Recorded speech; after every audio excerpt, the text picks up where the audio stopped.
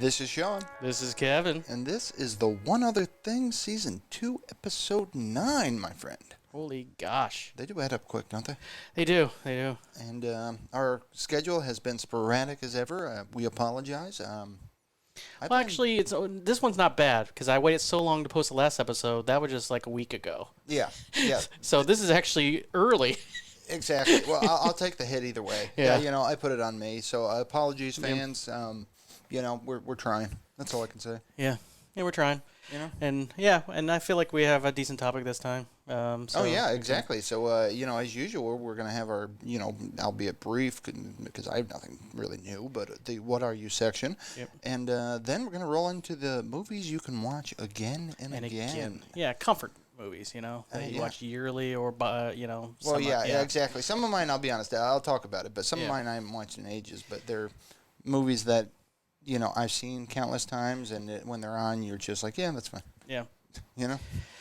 The question is, though, of the century, is what's wrong with the world right now?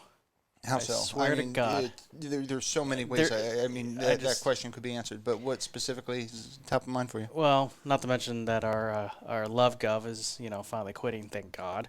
I don't think he had a choice. We live in New York, folks, so that would be Cuomo there resigning. I think he was going to be impeached, and he knew it. Yeah. And it's a shame because I'll be honest, like a year ago, I would have told you he had a shot at president. Yeah. And boy, keep it in your pants, man. Yeah, I know.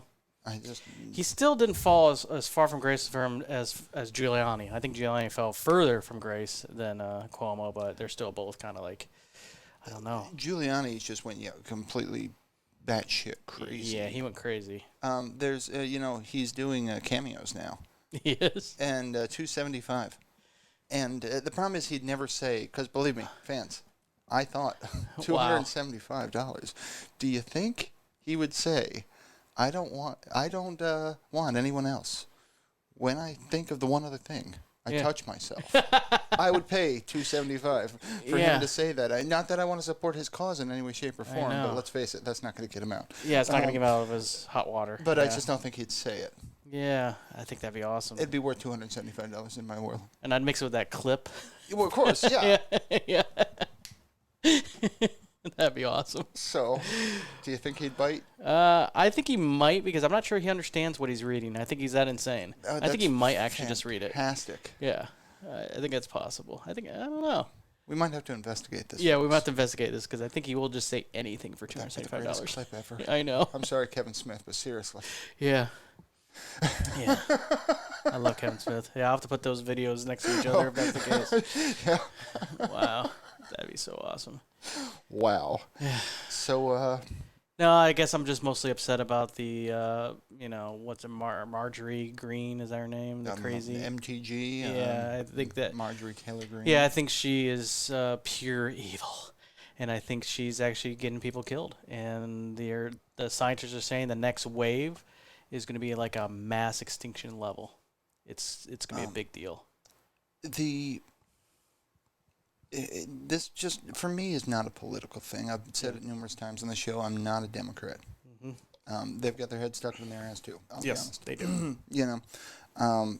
But there's so many. I mean, don't get me wrong. Yes, people, if you want to point to the far extreme, you're going to point to MTG, and you're going to point to Lauren Boebert, whatever the hell her name is, the Colorado chick who's mad as a hatter. Because they're both extreme. But, I mean, look at DeSantis. Look at, in Florida. Yeah, that's crazy, too. And look at Cruz, Texas. I mean, these people are literally going out of their way to prevent people from protecting themselves because their political beliefs. These people are vaccinated. They don't give a fuck about you and your family. Their ideals are not your ideals. And it's lunacy. So I hear what you're saying, brother. But what has she done anything specific? I don't even read her. I swear to Christ, I skip over her stories anymore because I just don't want to encourage it. And if that, not for nothing, folks. I've said this before. I'm talking to you, Georgia. I guess I'm talking to you too, Colorado. if that's the type of person that represents you and your values, Yeah. not for nothing. Seriously, you are evil. Yeah. I mean, there's no other I way to feel say like it. Yeah, she's talking about like, if somebody comes knocking at your door to suggest a vaccination or shoot them. just shoot them. Yeah, yeah, I did not. Okay, Yeah. it still seeps in. I'm sorry. Yeah, it still I did seeps see in. that. So I was Yeah. like, and they had to throw away like 65,000 vials, and because People weren't getting them. people aren't getting them, so they're wasting it. Yeah. And it's like entire families are dying. Well, I'm reading 2 stories now on a regular, and I say reading, skimming. I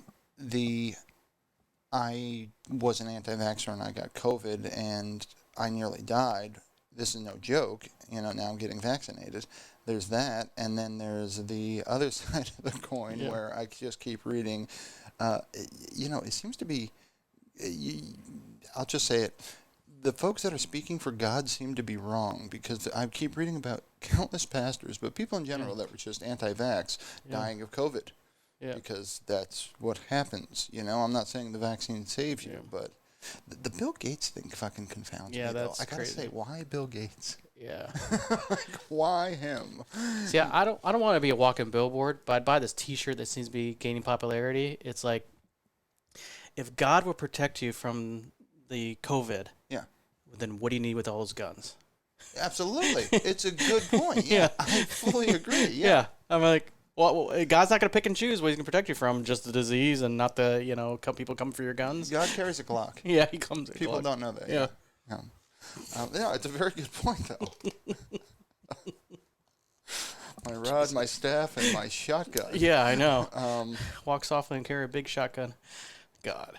Yeah, I hear you. I mean, I'll be honest. Our society is barely hanging on by a thread, if you ask me. But the irony of ironies, though, I mean, at this point, I just laugh at it because it sure beats crying. I'm not gonna lie. I'm cried out.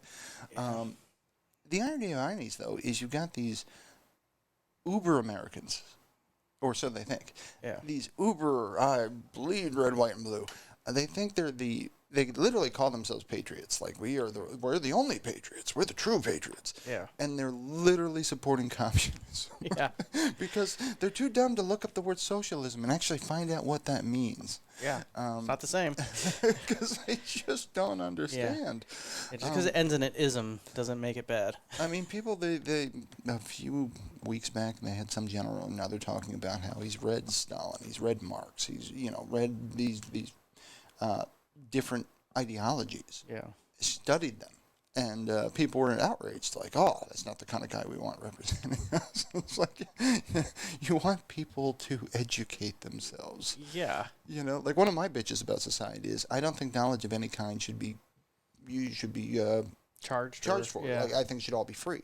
And I know that's lunacy in a capitalist society, but I think Yeah. all knowledge of any kind should be just free. And what's the downside? Well, if everybody walked around was just uber smart, we tried the alternative, folks, and look where it's going. Yeah, it's going bad. Like, I don't see how that's a bad thing. Yeah. But what do I know? Yeah, I just find it just crazy, and I just feel like that, I feel like the human race is starting to get an expiration date.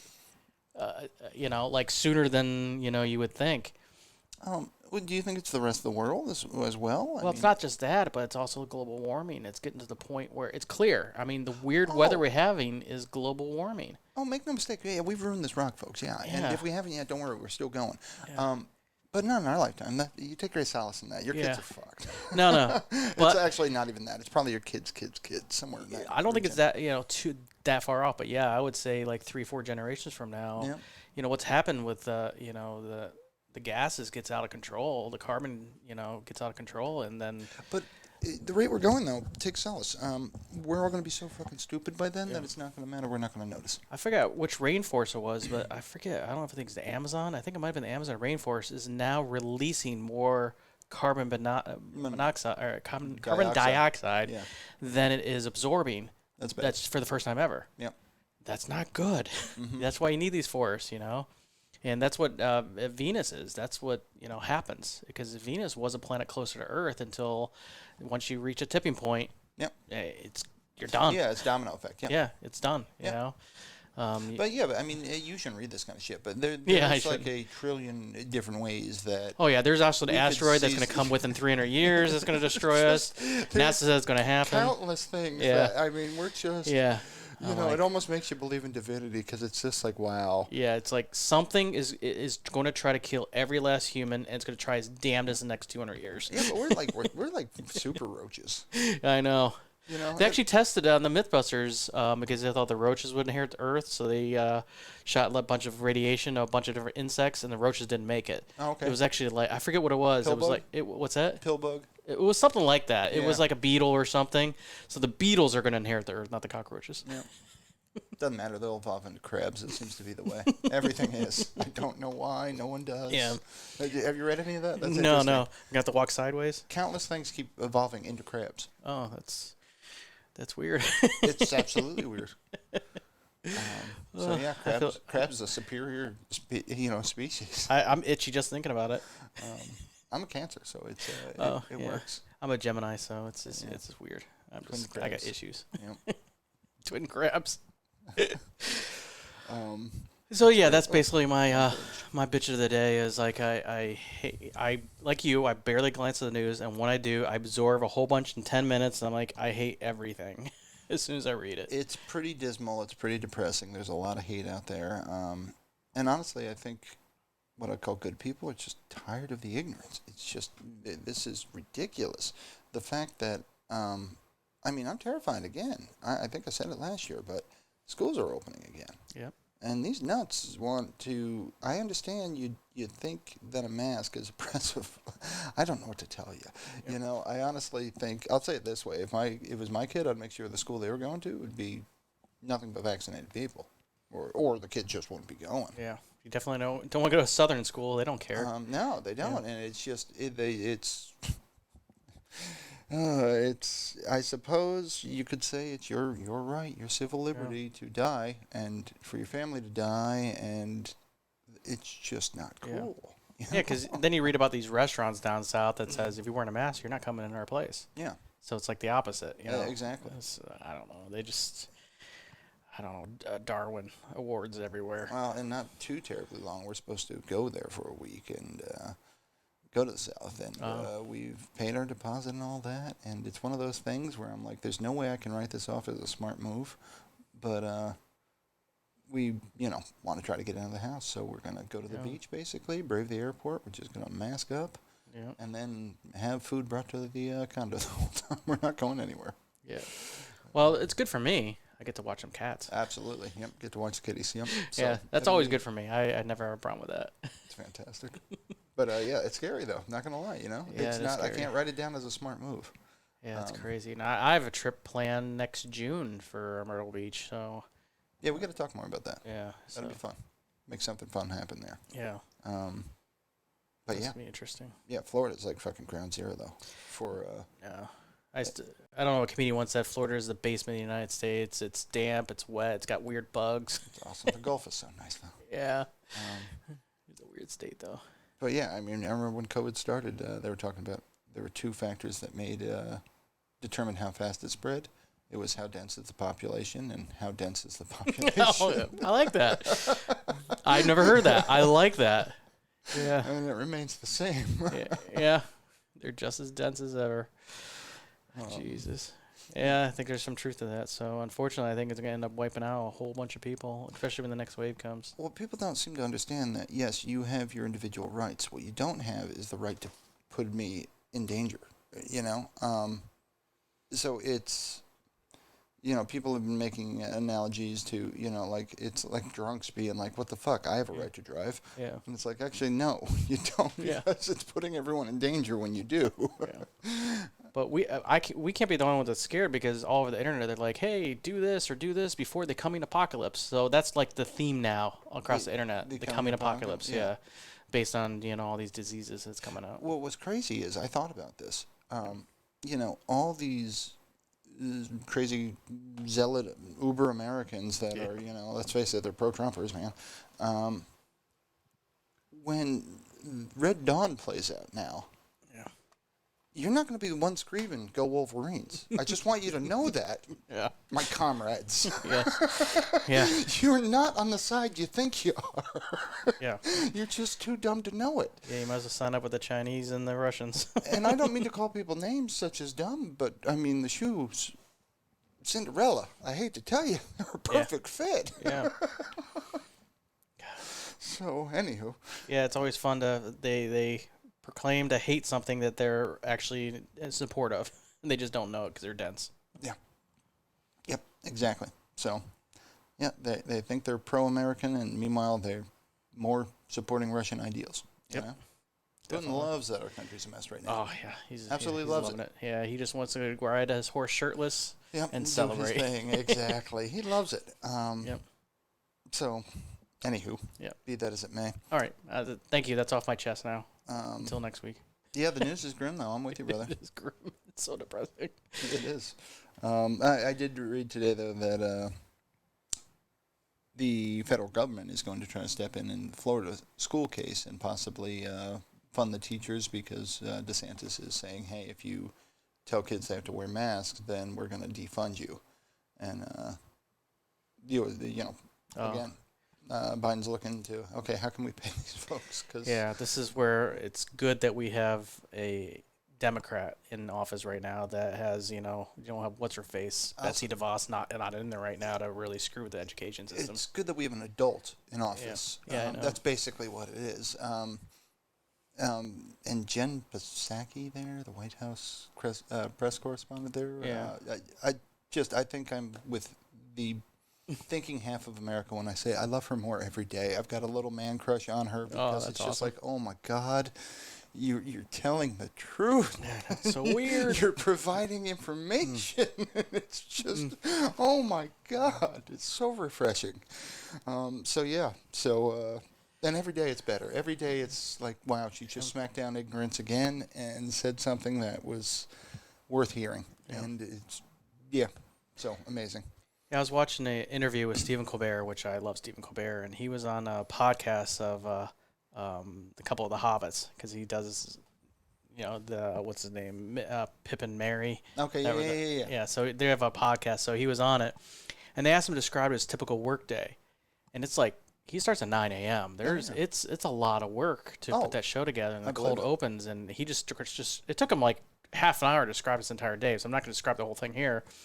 But the point is that he goes, and then he has basically like an hour to put together all the final jokes and stories because his monologue is actually longer than other monologues.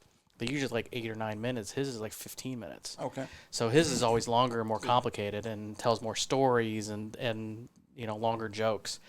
And he goes, and with the previous president, which he refuses. I don't know if you know that, but he never calls him Trump. If you ever have it in writing, it says president, and it's like T, blah, blah, asterisk, P. That's he fantastic. his entire presidency, he never put his name on print. It's a naughty word. Yep, it's a naughty word to him, which I think is hilarious.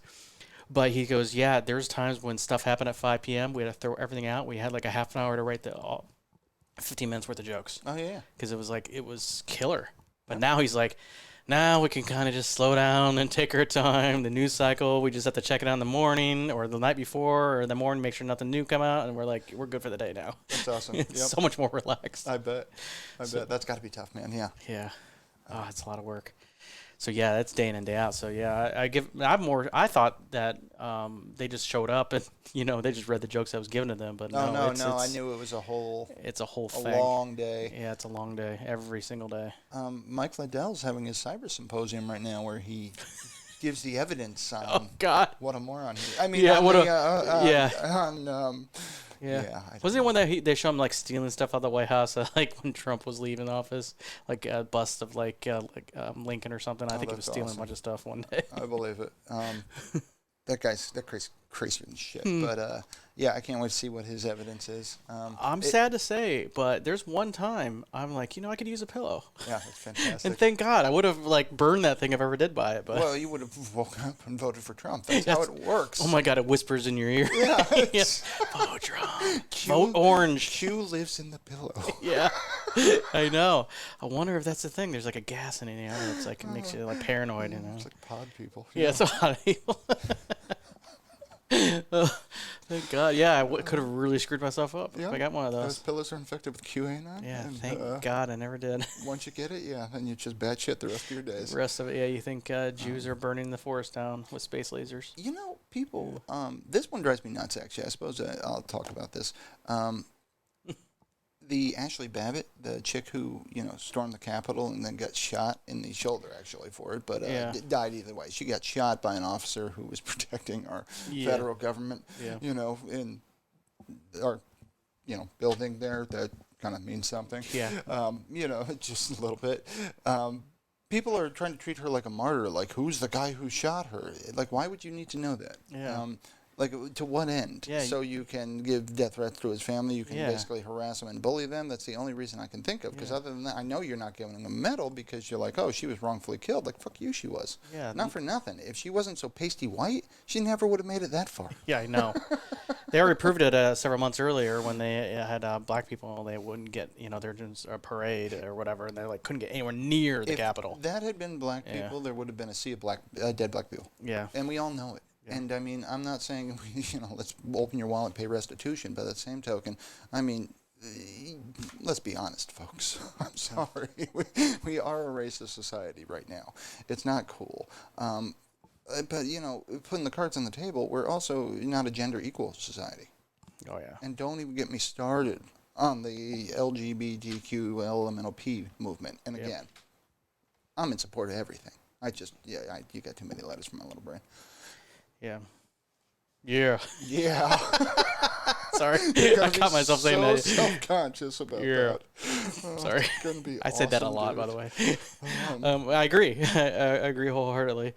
But yeah, I don't know. There's crazy people. But the guy who shot that girl, he's a hero. Absolutely. He deserves a parade or whatever. If you're questioning that at all, you're an asshole. I'll just tell you flat out. There's something terribly wrong with you. How did she not deserve that?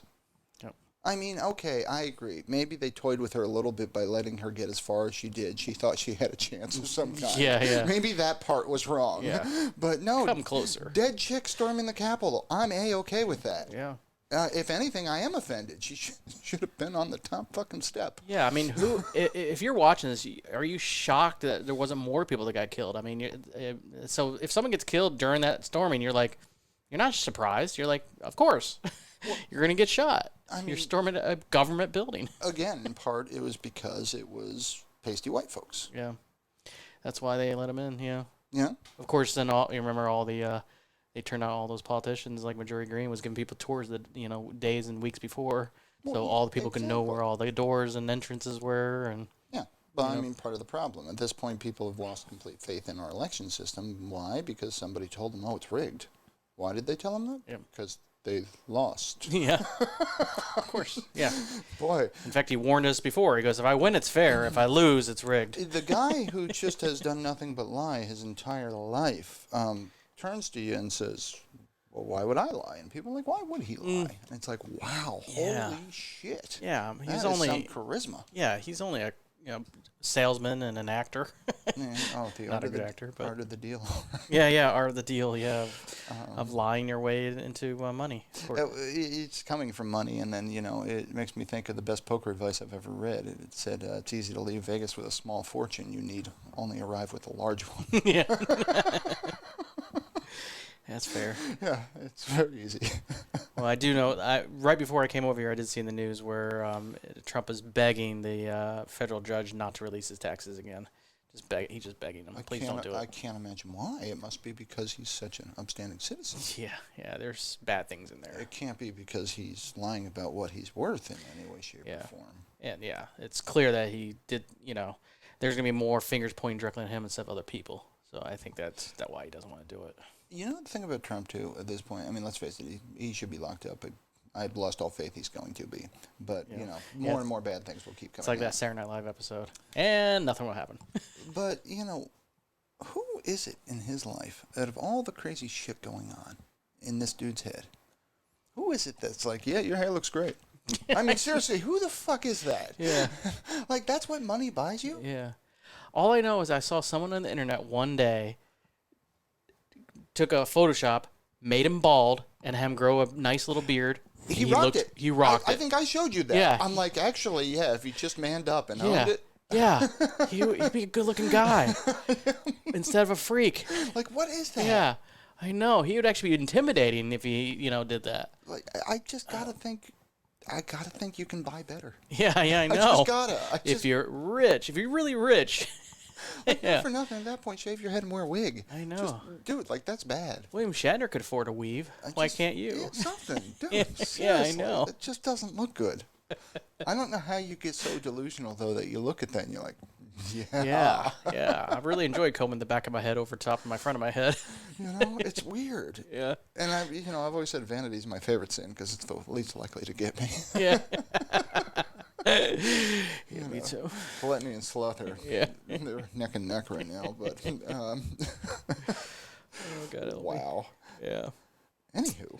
So, okay. I don't even think I introduced the show. I think we just rolled right into it. Oh, but we just rolled right into it. Welcome back. Yes. If you've been here before, love having you back. If you haven't, we're in it. I mean, Yeah.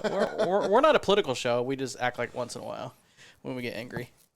Oh, exactly. We talk about whatever's on our mind, and the collapse of society. is definitely it. But that's the thing, though. The weevils. I don't know if he actually said this. I've never looked this up, but I once heard somebody ask Gandhi what he thought of Western civilization, and he said it's a great idea. I don't know if that's true or not, but it's a great idea. It's true though, because we can't support the weakest among us. When I say weakest, who knows for what reason? But we can't guarantee everyone's eating, everyone has shelter, things like that. Homelessness is a huge problem, and things of that nature. And to me, I laugh when it's like we think we're civilized because we all walk around with a miniature computer in our pocket. We can't feed the weakest among us. I mean, it's the two don't jive in my world. They never have. So it's one of those things that society's flawed. I like to think we're evolving, but honestly, lately, we're just plunging back into the dark ages. Yeah, I think so. Yeah. When people don't believe science anymore, and they make arguments like, "But it's a theory," because they understand so little about what scientific method is. It's hard to debate that. Yeah, there's another thing I read today. It goes, if the CDC, why would I listen to the CDC when they tell me to wear a mask? And when I Google it and I see sites that tell me not to wear a mask, and the response was, the CDC spends billions of dollars researching. I don't care how good your Google skills are, it's not worth billions of dollars. Listen to the CDC. They know what they're saying. Eric Clapton, of all people, spoke out against vaccines or masks or something, said something asinine.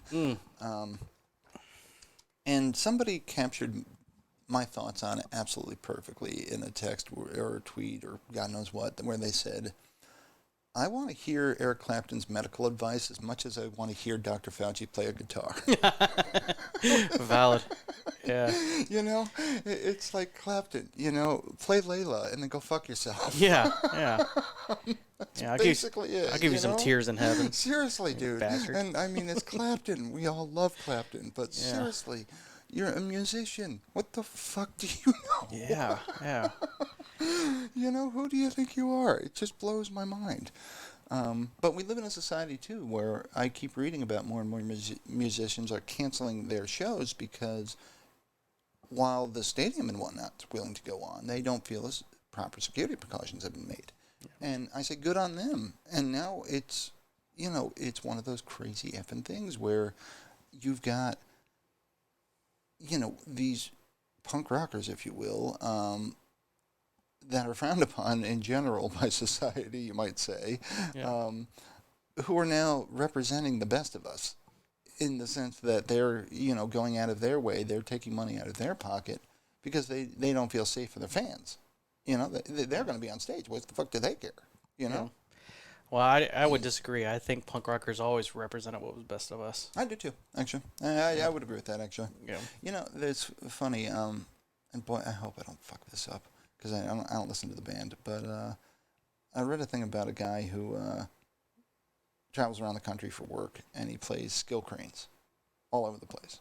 And he's quite proficient at them apparently, and he wins all sorts of shit. So God knows how much money he spends on these skill cranes. But then he donates them all to local children's hospitals and whatnot. Like it's just heart of gold kind of shit. And I believe it was the singer for a band called Cannibal Corpse. And it's just, once again, it's books and covers, folks. Like, it's action certainly speaks louder. So, and I know there's so many people that, they believe their God would want them to frown upon them. When frankly, as I understand it, in all of Catholicism at least, it's, you're supposed to love one another, as I understand it. Love thy neighbor. I thought that was a thing. Yeah.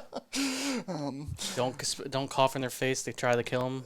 Thy neighbor. Yeah, seriously, it's like bad touch. Bad touch. Yeah. No, that's not the kind of love I want. Yeah. So, anywho, that was a rabbit hole and a half. Boy. It was, yeah. Where are we? We're gonna actually move on, I think, because the news is a bummer. And it's just not going to get any better. No, it's not going to get better. So originally I wanted to talk about movies. We got to do the what are you section first, though. Yeah, what are you? Okay, so what are you? Okay, what are you? I know you are, but what am I? I don't know. What are you playing? Rubber and glue. What am I playing? I completed the second time of Metro Exodus because I played like Sean the first time. Everybody in the game, actually the game goes out of their way to say, please don't kill these people. And I'm like, whatever. Yep. I will destroy this entire village. Entirely me. Yeah, and apparently, you lose the game apparently if you get to the end. Was there anyone there to say you lost? Yeah, that's true. But it was a very good ending. I had to play it again pacifist, so I beat it pacifist. But took a lot longer too, didn't it? It took way longer. And luckily, the game was giving me achievements, so I knew I was on the right track. So okay. Because hey, you saved this person's life by being pacifist, and I was like, okay, I guess I'll be pacifist. So then I promptly uninstalled the game because I'll play the game again. When I get a new video card, because I got to see what it looks like with the ray tracing. And that's fair. Apart from that, I have not. Oh, I guess you would say from our last podcast, we played Diablo 3, the new season. Well, there's actually another game. Oh, yeah, there's another one. Yeah, I don't want to talk about that one. Okay. It scares the crap out of I'm me. going to talk about it. I'll talk about it. Yeah, we did play the new season of Diablo 3. I don't think we talked about that last episode because... we just finished like a week ago. Yeah, because it was a week ago we finished the game. Okay, so we finished that. The new season. It was a bit of pain in the ass. Yeah, I'm ready. Oh, and I did pre-purchase Diablo 2 Resurrection. Oh, today. You did? I did. Okay, I'll do that. I just haven't, so I'll go buy that. Well, if you pre-purchase it, because I got an email, you can play the beta now. Yeah. Or in August. Okay. So I'm like, Wait, it's August. Yeah, I know. So maybe the third week of August. Okay. Yeah, so I'll buy it now. So I bought it because I wanted to play. Do we want to play the beta though? Yeah, maybe not. I just know, knowing Blizzard, there's gonna be some wings I don't get if I don't pre-purchase it. Yeah. So you got a new Diablo 3 skin for it. Oh, so I must have that now. But yeah, I'll pre-purchase it too. There's certain games where it's just like, yes, take my money. Yeah, and I figured it'll be a newer loader, and you can use the previous save games and stuff like that. I was like, might as well. I'm gonna buy it anyway. Oh, I was gonna say, I'm absolutely buying it. Yeah. Like, that was never in question. Yeah. I just didn't pull the trigger. So yeah, it's I'll like, buy what that. the hell? So yeah, I did that today. So I was like, what the hell? The email reminded me that it's coming down the pike, and I was like, let me. Actually, Epic. Really appreciate all the free games you give us. Yeah. I mean, it's fantastic. But I have to say, release an Unreal Tournament. What the fuck? Yeah, I know. Oh yeah, so that's true. We played I think we need to Pacify. Oh, we need a break? Yeah, it is Pacify. Okay. Yeah, Okay. that's good. And when we come back, we'll talk Pacify. about Pacify. Yeah, I've got a lot on that actually. A few moments later. Actually talking about it. Okay. And We're back. we're back. All right, we were talking about Pacify. Oh, I have an announcement I forgot to tell you. Oh. Our last episode and this episode is being recorded in 60 frames per second. So you nice. can really see us well now. 60 frames per second. I figured, why not? It's like, Oh my God. That yes, is you don't want to lose a frame of this. Yeah, you. Boy, you'd be so upset if you missed any of this. Yes. That's funny. That is awesome. But Pacify. That's Pacify. where we left off. We left off on Pacify. Yeah, so we basically found this. I think you found this on Steam just by kind of looking at Phantasmaphobia type games. Yeah, just showed up one day as a suggestion. You like Phantasmaphobia? You should try Pacified. I was like, it's $3.49. Price is right. Yeah, yeah. So I'm like, we can afford to try this out. Yeah, I would have bought it for you too. You were all quick like. Yeah, I did that. You didn't say anything. You were just clicking. I'm like, are you buying it right now? I knew that if I didn't do it, you'd buy it. I knew it. I'm a big spender. Yeah, I know. $3.50 is my He's sweet like, spot. You were gonna throw $3 at me. I know it. Yep. I was like, no. $3.49. I'm like, yeah. Call me Big Daddy. 'Cause I got this. Oh, Daddy Warbucks. I have to say though, entirely worth $3.50. Yeah. And we've only done the first mission. Is it $3.50 or was it $3.50? $3.50. Okay, just checking. Yeah, I'm rounding up. Rounding up. $3.50. $3.50. That's a South Park. Never mind. Entirely worth it. Yeah. So it's. Oh, wait a minute. Yeah. Yeah, it's a typical run around a building, complete basic objectives. Meanwhile, there's like a ghostly little. Don't know what it is about dark-haired little girls. Yeah, it's the Japanese influence, I think. They're like the thing of the devil for some reason, and of course, they're chasing you around the house like a ghost, scaring the shit right out of you. Kevin screams like a girl. It makes me happy. I know. We should record those sessions because I do scream like a girl. Yeah. Oh, it makes me happy. Well, actually, I'll jump ahead to what am I watching? But shout out to something on YouTube called The Outer Middle Show, and I've been watching guys play. Do playthroughs of horror video games. Oh, yeah? And it's an absolute riot for me. And I used to watch Mr. Craven, and then I watched Markiplier, and I was like, what is it with, not that I have there's anything wrong with it, nothing against any of this, but I'm like, is every YouTube streamer that plays horror games a gay dude? Like, really? Is everyone? No, we just get scared. And I've been trying out different streamers. And one I found is The Outer Middle Show. And for the record, Mr. Craven and Markiplier, effing awesome. Fantastic. I highly recommend both of them. Yeah.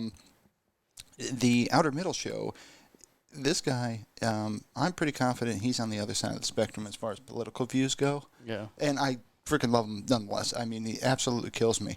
You get to see him the whole time he plays the game. And, I mean, when I say he gets scared, he throws his headphones off, walks away. He's just like, I'm done. I'm out. The facial expressions he makes are absolutely hysterical, and he's got a teenage boy kind of humor to go along with all his narrating. And I've watched, I don't know, probably a half dozen of his videos so far, his playthroughs, and they're just great. There's something wrong with me where somehow something's jumping out and I react because I twitch a little bit. That's about all you get out of me. But he like shits himself. It delights me. It's just, I don't know what's wrong, but I mean, I watch these things, I'm crying, I'm laughing so hard. Because something jumped out and just scared the shit out of both of us. But, the way he reacts is so much more than me. Yeah.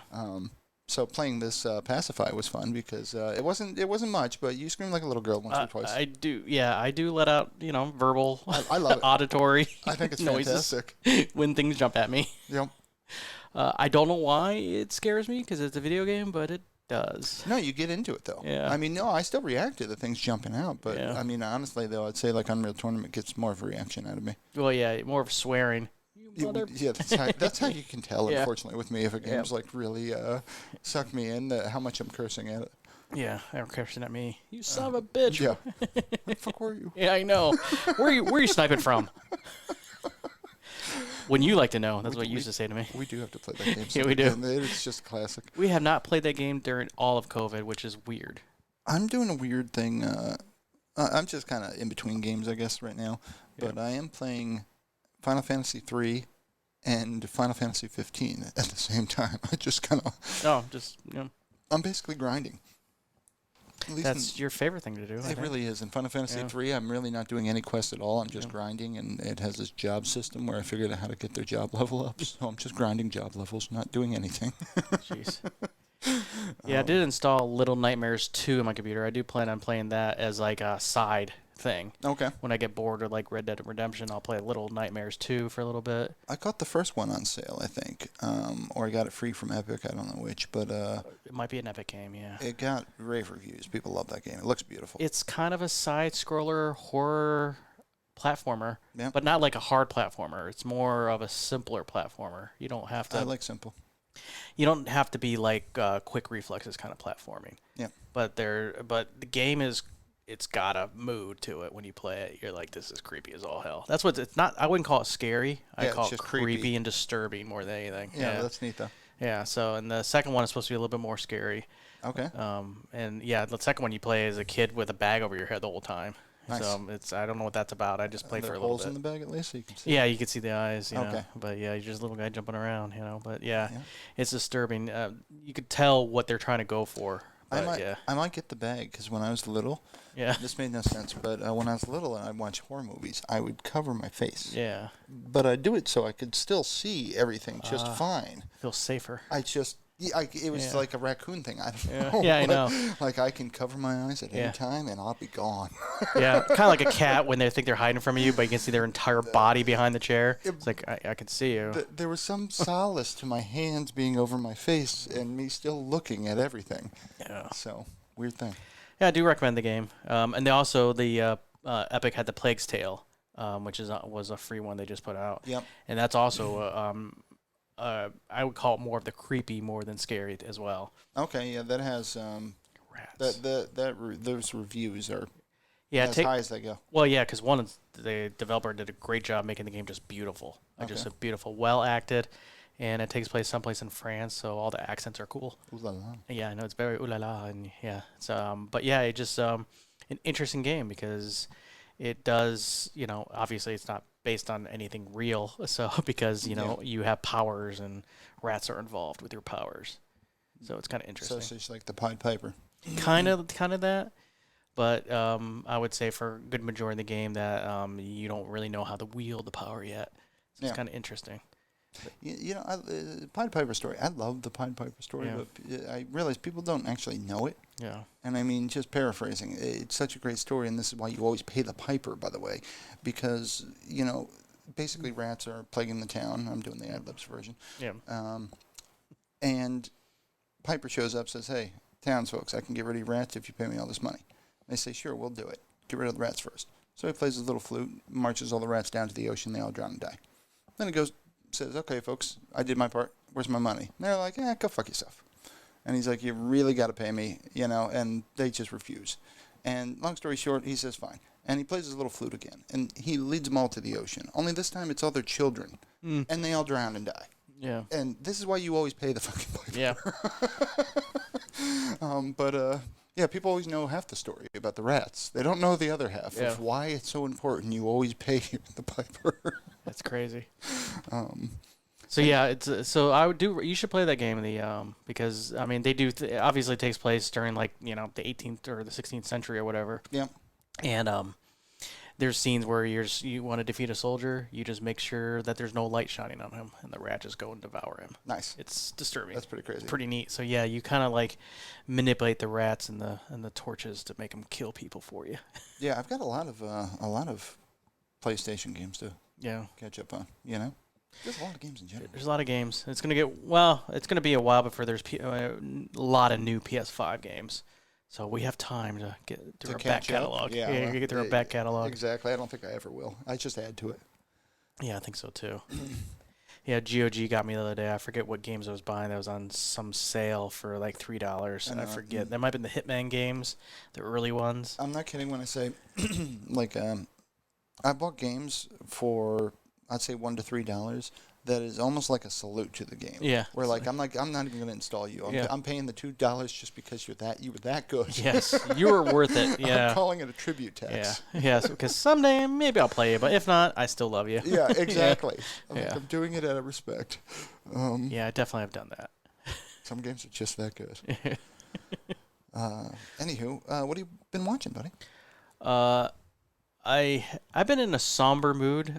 So when I do that, I feel like watching something that is I don't know, guilty pleasure. Yeah, I'm trying to guess When Harry Met Sally. When Harry Met Sally. So No, this is, I watched The Office. Oh, okay. and that's a guilty pleasure. And that makes you in the office of comedy?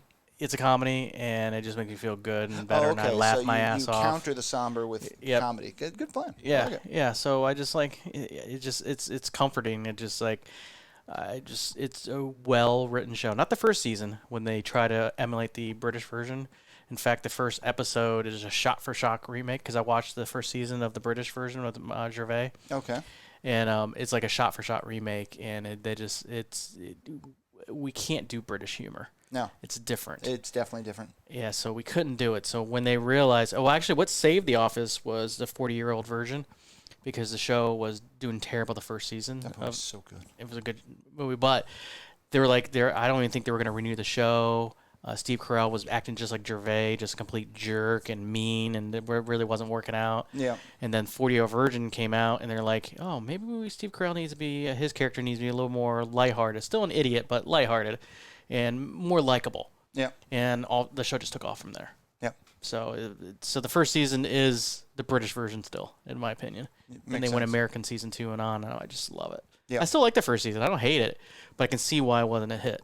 British humor is what we call mean. Yeah, it was mean. Not to mention, like, we tried to watch the British version of Shameless just because. Yeah. You can't understand fucking thing. Yeah, I know. They have, if they're not from London or something or one of the little suburbs, you're like, what the hell kind of slang is this? Their slang is just so effing crazy that, it's just, my brain sits there and decodes it. Like, he's not taking a piss. I'm like, oh good. Yeah. But then I'm like, oh, he's not making fun of it. Okay, like I'm getting there. Yeah. But there's so much of it coming at you that there's just no keeping up. Yeah, you need more than subtitles. You need a translator. Absolutely. Like, what the hell does that mean? So yeah, I've been watching that. I think we finished the first season of Kevin Can F Himself, which is worth watching. Okay. And yeah, that's it. We really have. I'm doing the live reenactment. Yeah, we're still watching. Every now and then I do the live version. We're still watching slowly the Elementary as well because I need to get through that show. I'm in season 5, I think now. We haven't given up on it, but Gilmore Girls all the way. Last season, very exciting. It's is that a rerun? I'm not kidding. It's the worst soundtrack I've ever heard. In anything, where I'm not even remotely joking when I say they have hit songs such as La La La La La La, but they also have There's the Ba Ba Ba song. Ba Ba Ba Ba Ba Ba. You've heard these people. No, no words. No words. They get like a la and they run with it. They're like, that's a song. It's the worst. And every season's been like this. I'm like, wow, you save money on the music portion of it. Well, I guess you gotta knock it. Isn't it the theme song for Poltergeist? La la la la la. It's fantastic. Yeah. Yep, maybe they just reused that, but God, it's horrible. But again, I have to say, as far as shit that Mickles watches, and I sit in the same room playing games and listening to, I've seen so much worse. Yeah. So much worse. And that's really about it. I haven't watched anything, really. Again, the Outer Middle Show. I am looking forward to 2 shows. One's going to be on Showtime, one's going to be on HBO. And yeah, I saw some more footage from the mini-series that's going to be called Dexter. Okay. And you could tell it's more of a love letter because it's, again, it's original writer from the first couple seasons when the show was really good. Yeah. And I forgot the dialogue so good. I just like the way he talks, and there's a feeling, a mood. I'm going to watch it for the same reason I'm going to watch the new Ghostbusters. Once again, it's out of respect. Yeah, out of respect. But my expectations are, I don't care how good a writer you are, you need to somehow erase a season. Yeah, an entire season. I know. I don't know how you're going to do that. But I can tell at least it doesn't take place in some lumberjack yard. I can tell you that much, which is good. Oh, really? I was hoping he was going to make furniture or something. Yeah, make furniture for a living. Great, yeah. He doesn't live in some town, but he just seems like a very lovable character. Everyone seems to like him in the show. I can't wait to see it. And the other show I'm waiting for is, and I think I think HBO is putting like every dollar they have. It's literally like a couple million. I think it was like $20-some million per episode that they're funding for the show called Last of Us. Oh, okay. And yeah, I've seen screen shots of them building the sets, and they're just like complex. Yeah. So this is going to be kind of like I'm hoping it's going to be more of the same feeling of like the first 2 seasons of The Walking Dead. Yeah. Even though it's not technically zombies, This is actually, the cordyceps is a disease that actually exists in nature in the world now, but only affects insects. It won't transfer to humans, don't worry. But if it did, this is what would happen. Great. Yeah. So in this case, the ants, if they get infected, they lose their minds. They climb to the top branch of the entire colony, sprout spores out of their head, shoot the spores into the air, and makes all the rest do the same thing. Nice. And that's what the video game is. Nice. But with people. Yep, it happens. Yeah, it happens. But I don't know. I'm kind of interested in seeing the show. So it looks pretty good. Yeah. Oh, and I'm still looking forward to Dune. It's coming out in October. I am too. I'm just trying to temper it. Yeah, I know. It bums me out, though, that Chani can't be hot because Zendaya's like a child. Well, yeah, I don't know. I don't. It's been a while. I should reread the book and all the books, but I think they were younger than they were in the than we remember. Like in the movie, I think they were that age. I'm gonna go out and with them. They were definitely older. Oh, in the book? No, we are. Oh, we are. Yeah, we're older. But I'm saying I think the kids.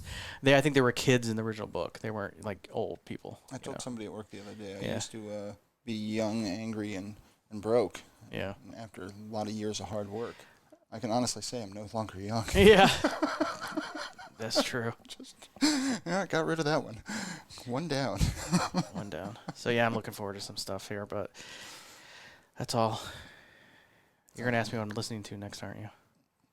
It's like you've seen this show before. Yeah, I know. Spoiler alert. What are you listening to, buddy? I've been listening to Pearl Jam.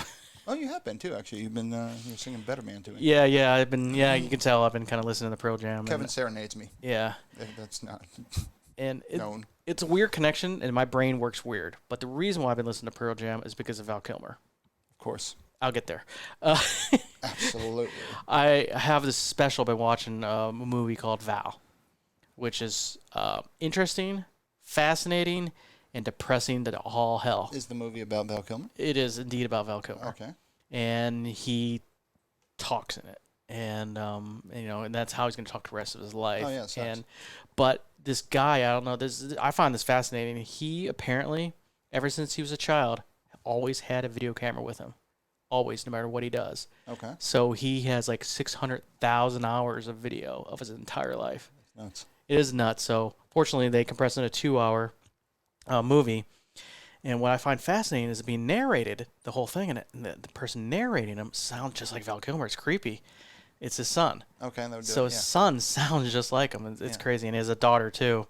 And I had no idea till I saw this movie because apparently, I didn't care back in the 80s, apparently. There's no internet. But he married the girl that was in Willow. That was the one, I don't know if you remember Willow. It was a great movie. I remember Willow. I'm trying to remember the girl in it. The girl was like, she was mean to him at first and dragged him, and then they ended up falling in love in the movie. Well, that was his wife for like 10 years. So they have a couple kids. And and Val Kilmer, he dated like Cher and stuff, but then for the last 20 years, he never dated anyone. He just was a loner. Yeah. It was kind of weird.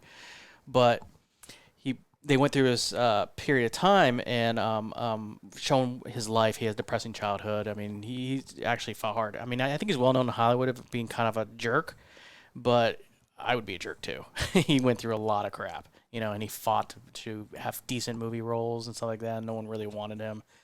So he might have been kind of hard to work with. But then he showed him doing The Doors. Well, he popped all that popcorn in that house once, and that was cool. I love that movie. I'm not saying that's on my list, but it's on my list. But it is. That's awesome. But then I saw The Doors. This is how my brain works. I saw The Doors. I'm like, oh, The Doors.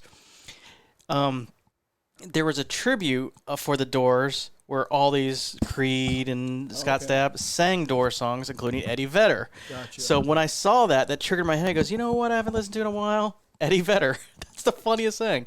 So watching that movie triggers something in my brain and goes, I miss Pearl Jam. I haven't listened to their 10 album in years, so I'm just cranking Pearl Jam left and right. I would mock you, but while I was working on documentation today, I, out of the blue, looked up and played Digital Underground's Sex Packet albums. I got nothing. Other than to say, once again, I bitched about this before, I had the tape because I'm old. Yeah, the cassette tape. But for some reason, when they went to CD, because yes, I own the CD too. It's a great, great album. Yeah. they took off a song called Hip Hop Doll, and I don't know why, and it's not on the streaming version either because they probably got it from CD, and it drives me nuts. Hip Hop Doll was a great song. You should have taken off Danger Zone. That song could go. Danger Zone? Wasn't that Kenny Loggins? No, that's a different Danger Zone. That song can go too. Actually, you know what? I read the other day that Shock G had died, I believe sometime in the past 2 years, and that'd be Humpty Hump. So, bummer, you know? Yeah. But I just read today, and this happened literally like 10 years ago, and I had no idea. Did you know Janie Lane's dead? Who's that? Warren, lead singer? Oh, no. He died like 10 years ago. He died a decade ago. Oh, and I read that today, and I'm like, holy shit, Janie Lane's dead? I'm like, wow, holy shit, it was a decade ago. I guess he's not going to see Red anymore. No, that's not bad. That's not bad, yeah. Boom, on the spot. Apparently he didn't like being known as the cherry pie guy, and it's like, dude, you're known. What's it matter? Yeah. She's mine. But yeah, that's exactly what I thought, though. Yeah. I'd never think of that. I'd go with the, Yeah. I wouldn't think if he has a down boy either. I think, I wouldn't think you're dirty, rotten, filthy, stinking rich. Okay, I like the first couple Warren albums, not going to lie. Yeah, I do kind of like it. I would think, I saw Red, man. Red. Oh. I would think you're the I Saw Red guy. Because that song hit me hard, just the way it. I would think he's not going to love me anymore. Yeah, he's not going to love me. Oh, yeah, that song fucking hurts. Yeah, Still it's good. a harsh song, yeah. Yeah. But, yeah, Warren. Yeah. So then I watched a couple, and I love our show, dude. yeah, I was watching the this YouTube video, and they go, this guy said, I came to the realization that 90% of YouTube are reaction videos.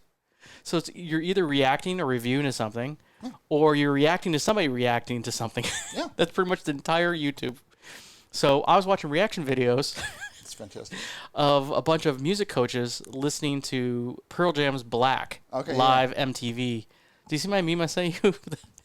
40 years of MTV. Yeah, that was great. Thank you for the 14 years of music. Thank you for the 14 years of music. That was awesome. It was. So I watched a whole bunch of music coach reacting to Pearl Jam Black, and I don't know if you've ever seen this live version of MTV Unplugged with Pearl Jam. You told me about it. I haven't seen it. Eddie Vedder's eyes are rolling back in his head in the song. Yeah. He's so into it. He loses his mind into it. It's Good worth stuff, watching. Man. Yeah. Oh, it's a harsh song, especially when it's really about unrequited love. And some people say all love's unrequited, but that's just depressing. It's, yeah, that is depressing. Jesus. But, yeah, it's a great song. Great album. Yeah, I'd give it a 10.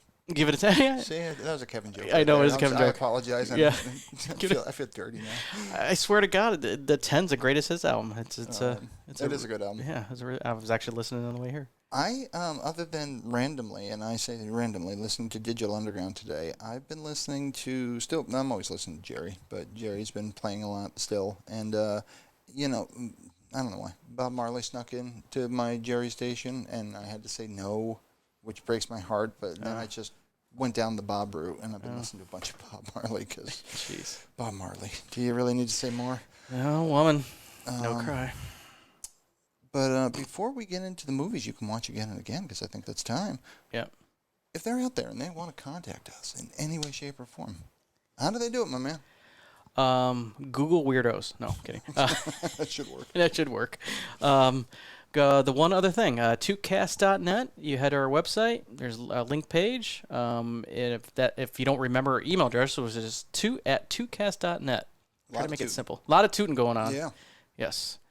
That's awesome. So, I am starting to post videos of my game playthroughs of Mass Effect, just trying it out, and I didn't realize, but I'm actually getting views. That's excellent. So I actually have an episode on my hard drive. I haven't uploaded yet. Yep. So I'll upload that this weekend, and then I'll play some more episodes because it seems to be getting some traction. And nice. Yeah, and you can cross promote. Yeah, I think look at that. I think I'm interested, and it's just the Yuki show, just me. You know, so that's awesome. Yeah. So. You should get more hits. Yeah, yeah. So far not. It's 50% better than the one. Yeah, it's 50% better. Yeah, I actually announced when I do that show. I go just to be clear, I'm not going to show my face very often. That's awesome. So because I want people to watch it. Oh, okay, that's fair. So, I like your logic. Yeah. Yeah, I don't look at the camera very often, as we know. That's not really so much a decision as I'm talking to you. Like, I need you to get camera contact lenses for this to work. Yeah, I know. So anyway, all right. Yes. Well, if you're out there, please toot. Tootcast.net. Toot at tootcast.net. Yep. Oh, and if anybody out there who doesn't know us, if you want to know what the one other thing is, let us know. We have one person that asked what it was, but that's my mom, so she doesn't count. Oh no, we've had a few people that. Really? The rules are we need to be asked via email, and we can't know who you are. Yes. So those are the rules, and we'll tell you the story of why the show is called The One Other Thing. Yep. But before we do that, let's talk about our movies. So the movies that you can watch again and again. I'm going to say let's put Christmas movies off to the side unless you want to start with them. No, I have it at my end of my list, 4 movies. Okay, I agree. Yep.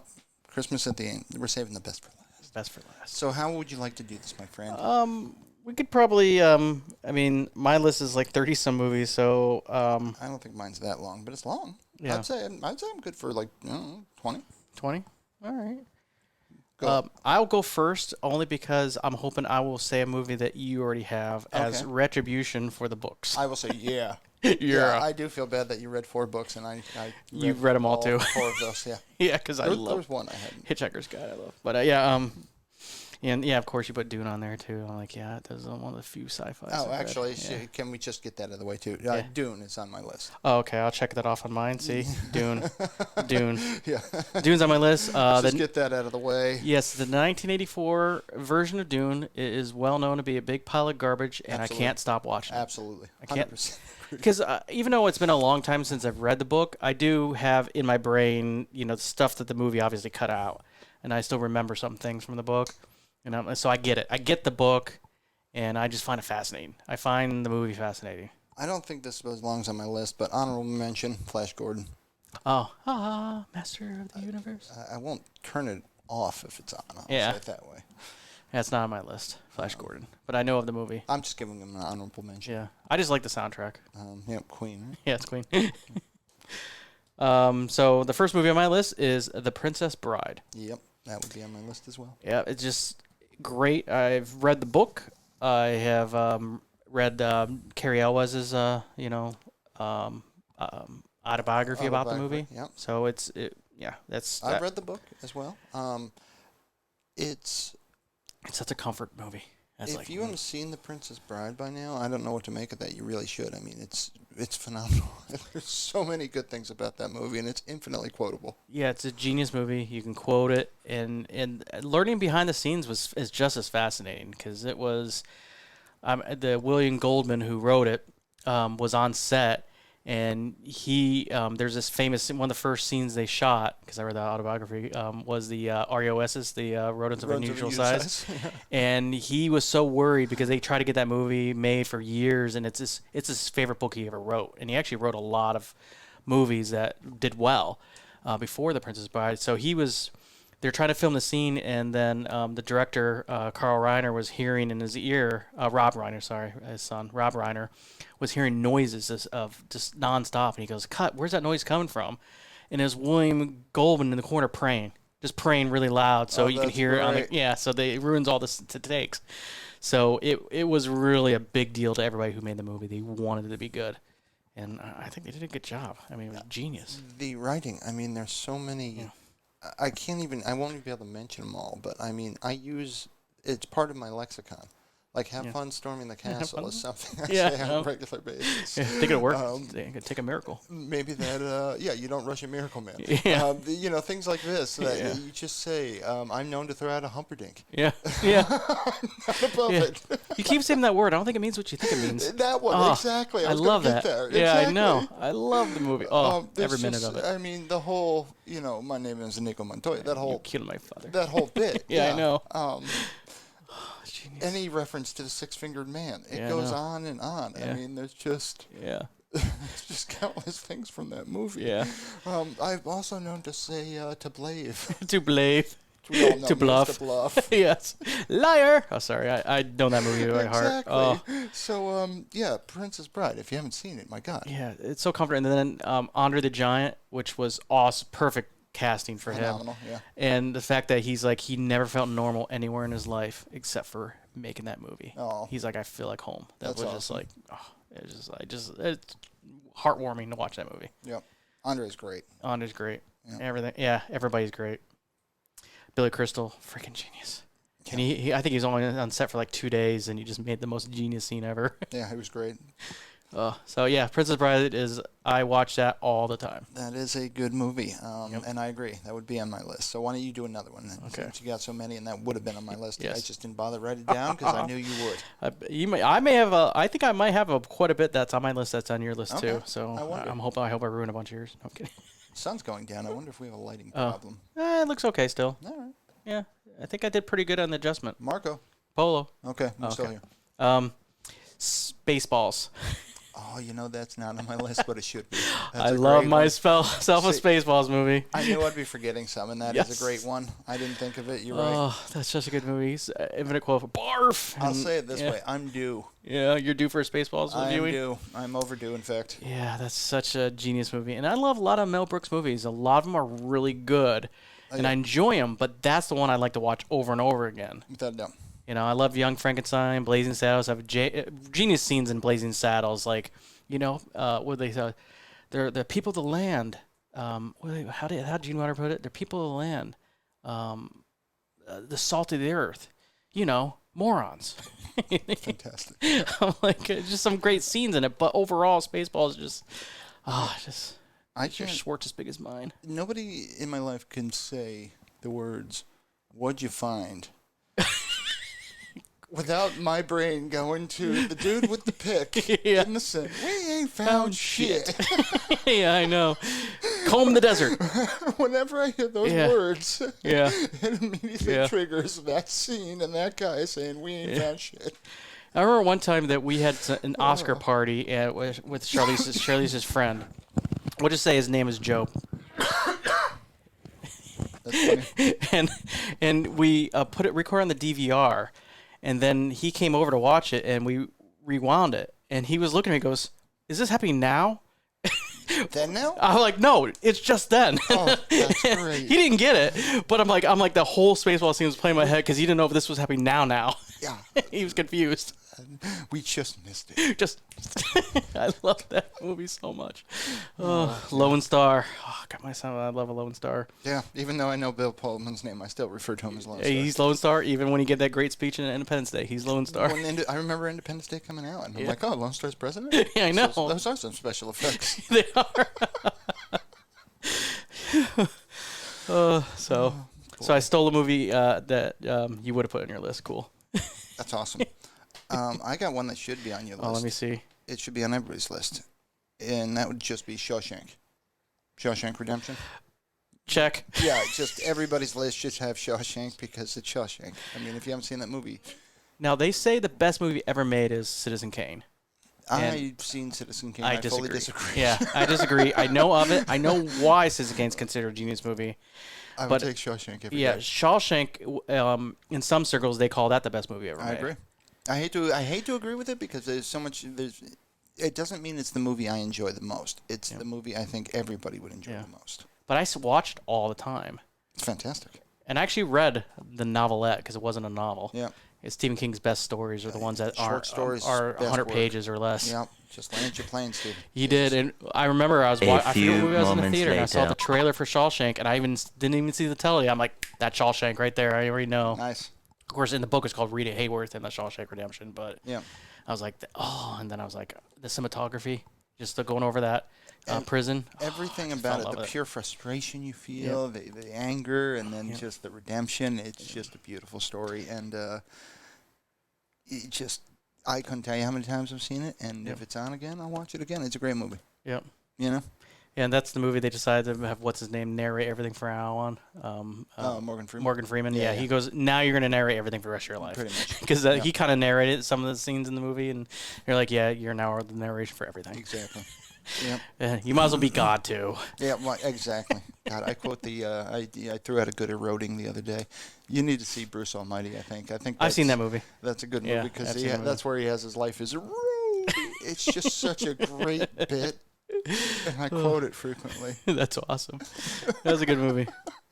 But yeah, Shawshank Redemption, and I just like the way I feel like the opening music reminds me of Fallout because it's very similar music. Okay. You know, on the radio, I don't care, and they're playing that music on the radio. Okay, And, yeah. It's not the world on fire in Fallout, but it's very similar. I think it might be the same singer, but yeah, it has this whole like mood to it, and then they're in prison, and I just like the whole thing and helping people out. At the end where he escapes, and I'm like, that's so uplifting. Wouldn't that be 50s music? Yeah, I guess it'd be 50s. Yeah, I think the Fallout 3 is like a 50s. It's like alternate timeline where we got more nuclear power to people's homes in the 50s and went kind of a tangent there. Yeah. But yeah, it reminds me of that. But yeah, Shawshank, awesome movie. So what do you got? I will cheat many times in this list, and this will be one of them. I like it. Lord of the Rings, the trilogy. Okay. I should have written it down. Actually, you're right. I do. Every once in a while, it's a full fucking weekend though. Yeah, especially because I only watched the extended versions. We did, too. And because you need it, because some things with the ends are a little bit too long, but the rest of the stuff they added really helps out the movies. Typically, it's because we're watching it because we have a fire going, and you need it because the nap is really good. Yeah.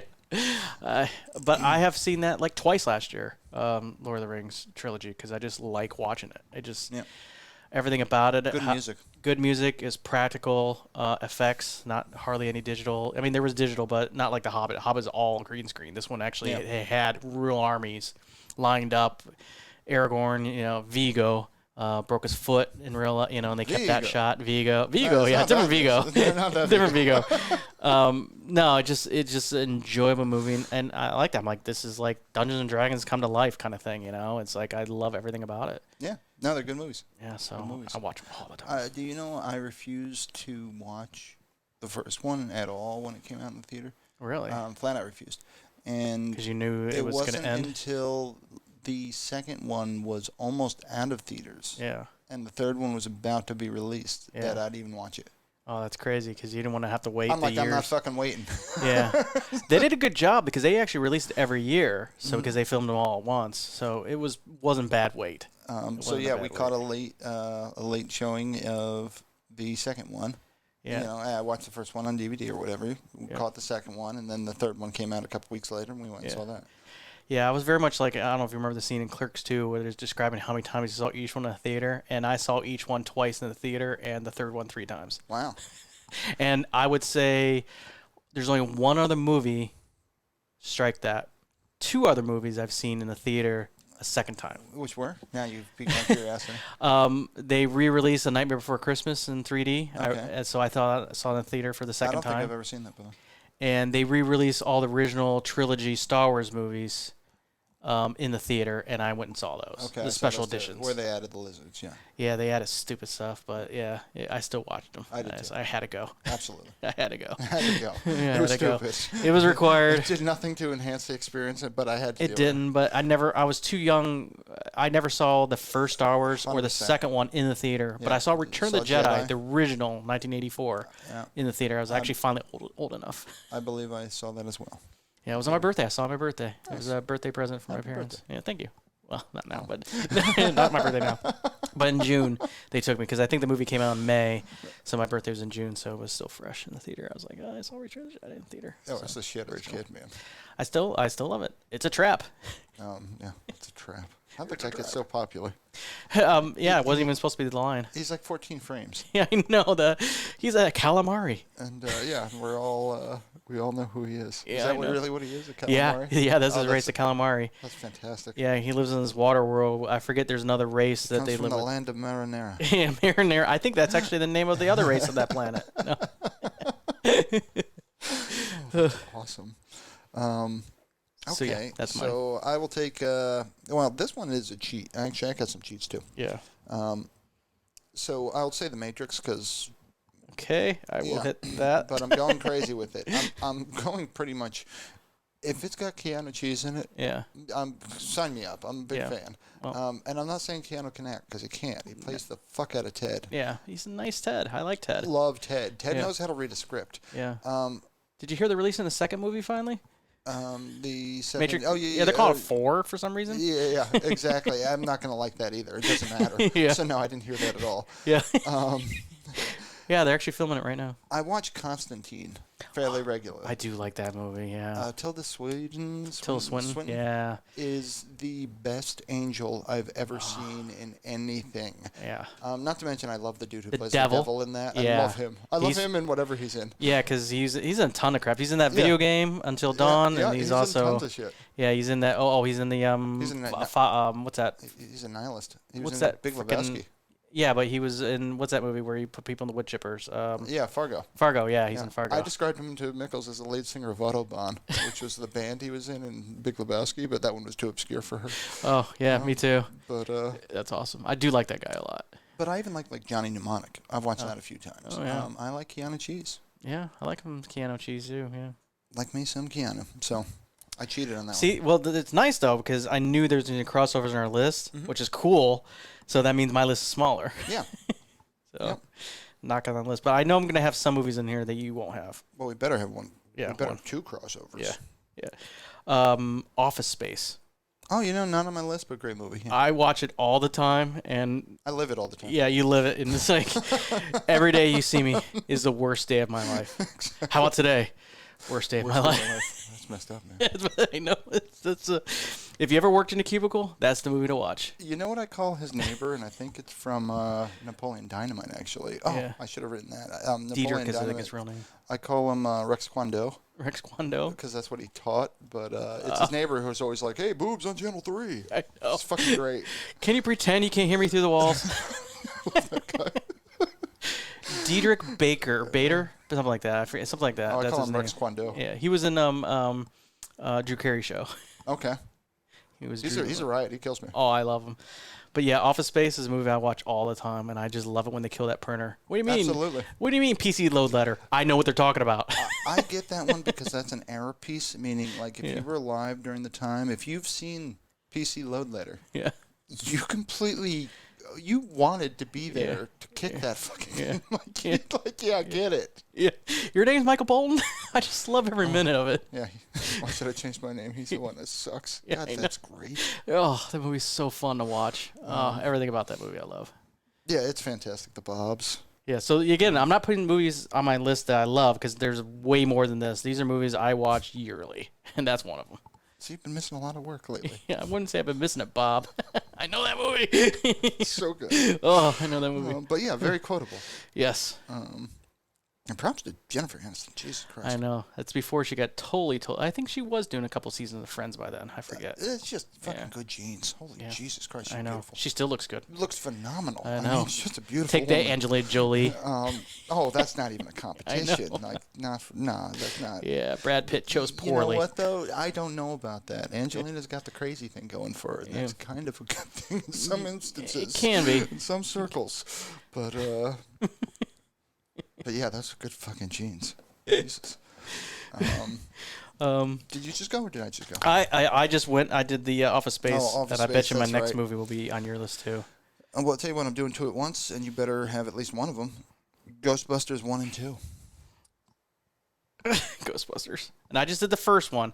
I do like the second one, but I don't watch it every year like I do the first one. I don't think I watch anything every year, but I entirely am down for. If I watch one, I'm pretty much watching the other. That's Yeah. what it boils down to. They're just so good. They're good. But I yeah, don't that was know on my how you list. could skip Vigo the Carpathian. I mean, I do like it. You know, you're right. I don't give the second one as much love. Yeah, Vigo. They do have some really good moments in there. I think the first movie is a better movie, but there's some good moments in the second movie. I fully agree with Yeah. that. The second one wasn't a complete sacrilege. Yeah. It may have been a bit of a black eye, but not Yeah. sacrilege. Yeah. I quote Ghostbusters constantly. I say Ghostbusters. I say hello to the cats when I walk into Yeah. the room, like hello, Dana. Yeah. You know. Well, when we were playing that the Pacified game, I go get her. Yeah. That was right from Ghostbusters. Go get her, Ray. Go get her. Where do these stairs go? They go up. We say that all the time. It's just so quotable. And if you haven't seen Ghostbusters, I don't even know what the fuck's wrong with Yeah, you. not the one that was in 2016. I think it came out. No, that's some bullshit. I watched that, and they tried real hard, and it was like There was no Don't they- charm. Yeah, Don't they know? yeah. It's like Ghostbusters wasn't about the special effects. It really wasn't. Absolutely not. No, No. it was about the fact that it was the perfect comedy, scary. It had a little bit of creepy to it mixed with hysterical. Yeah, and what made it cool was them bringing out the blueprints and trying to make it far fetched, but realism to it. You know what I'm saying? Yeah. Well, it's true. In their world, they're adding realism to it. It's true. This man has no penis. Yeah, this is true. A genius. But the thing is, Dan Aykroyd believes in the occult, and so that's why he wrote the movie. He believes in ghosts. He has whole books on it, and yeah, when he wrote this movie, it was serious to him. Yeah. He just made it a comedy because he's a comedian, but yeah, he believes in everything that would happen in there. We hear the train constantly. Yeah. We're not really close to the train, I wouldn't say. Well, there used to be a train here years ago. But, I hear there's a fucking reporter in one of those movies, and he says, my grandmother used to spin a yarn about a ghost locomotive. Yeah. And Yeah. I do that line all the time, because you hear the thing just randomly. That's awesome. My grandma used to spin a yarn about a ghost locomotive. Ghostbusters. It just makes me happy to watch that movie. It's I fantastic. just like everything. Yep. Especially in the beginning where he's like shocking that poor guy that's trying to fucking hysterical. and his gum shoots out. His hair gets poofier and poofier as time goes on. Like, I'm sorry, and he's getting them right time and again. Yeah, he got him right. He goes, sorry, it's not your day. Just great. I love Ghostbusters. Oh, good movie. It's awesome. So what else you got? All right, this is a cheat because it's 2 movies. Yep. Because I can watch them back to back. Clerks 1 and 2. Okay. I was wondering if you're going to include those. I'm the only other Kevin that Kevin Smith cares about. That's true. It's true. I got a video. I saw that on a video. Yeah, we have a video on our website. This is the exact same thing. It's from Kevin Smith. And yeah, those movies are very quotable. They're funny as hell. Like in the second movie, he goes, why would you want to see a donkey show? Who wouldn't want to see a donkey show? It's fantastic. I mean, some great lines. I love all of those movies. The first one I'm definitely more familiar with. It's been a long time, though. But definitely love Clerks. He's filming the third one now, and he keeps putting on Twitter. Yeah, yep. Twitter. I'm not cool. Twitter about how this is like the best day of his life, and he's really loving it, and he's really bringing back, because in my opinion, I love a lot of Kevin Smith movies. But Clerks 1 and 2 is my favorite, and Dogma. But yeah, I'm looking forward to the third movie. I celebrate the catalog. I mean, I'd give shout out to Mallrats too for what it's worth. Mallrats, well, it's a schooner. Sorry. Exactly. See, the stupid shit that you take with you. Oh, I love So I'm a Kevin Smith fan. I can't help it. He made a couple movies I didn't like, but yeah. God damn, did you watch Tusk? No. It was such a ginormous piece of shit. I can't even believe it. I knew it was going to be, and I'm like, I can't. I think I did too, and I still watched it because I'm like, it can't be that bad, but it can be. Yeah, it can be. So he went outside his comfort zone. Kevin Smith, stay in your lane, man. That was just terrible. It would have been good if writing had been involved, but be that as it may. Anyway, I just did. You just did Clerks. I did Clerks 1 and 2. Tell you what, I'll do. Do I have any others that you would have? Let me just see. Let's see. I might have one that you might have. Yep. Clash of the Titans. I don't have it. I do love the movie. The OG one, for the record. With Harry Hamlin. Absolutely. Yeah. No, I do love the movie. I don't watch it every year. I used to. I used to watch it all the time. I think I used to watch it every year. Yeah. Yeah, I do like it a lot. And anytime I do trivia every week on Jeopardy, and every now and then there's some Greek god question, and I usually get it because of Clash of the Titans because there's so many Greek gods in that. Oh, that's awesome. Poseidon and Aphrodite, and I'm like, I know who that is in there. Yeah, that's awesome. Yeah. Yeah, so that was a good movie and is well done. I like the stop motion. It actually kind of holds up a little bit. Creepy. Yeah, it's creepy. The Kraken. Oh, that was so yeah. I think it's watchable. I think it's still watchable, even though it'd be worse if they try to use like CGI in the mid '90s. I have to say, holds up less. In my life, I've seen effectively 2 Krakens, and they both stood real tall and looked real scary and crumbled. And crumbled. I don't know what to say to that. You know what I'm talking about? Yeah, no. But which one crumbled? I know the first one crumbled in the Clash of Titans. Yeah, Lindsay Powell, is that what it is? The lawyer who's getting the shit suit out of her by Dominion because she's a fucking retard and doesn't understand They call her the Kraken? She unleashed the Kraken, which was a bunch of frivolous lawsuits that got rejected from court. Awesome. Yeah. Very scary. Yes, so I do celebrate that movie too. I agree with that movie. That's a good movie. Watchable too. I can watch it anytime though. So that's a good one on the list because even though I don't watch it every year, I can watch it anytime. That's definitely something I can sit down and watch. Exactly. My movie is Scott Pilgrim versus the World. Okay, you watch that every year. All right. I've seen that once, maybe twice. Captain America's in it. He was the funniest ever. Brie Larson, named after cheese. Yeah, it's a fun. I like it, and it's got what's his face from Schwartzman in it, playing the bad guy. Okay, Jason Schwartzman. Yeah. So I don't know. I like the movie. It's a video game, real life kind of thing. That's a good segue, actually. So I said basically any Wes Anderson movie.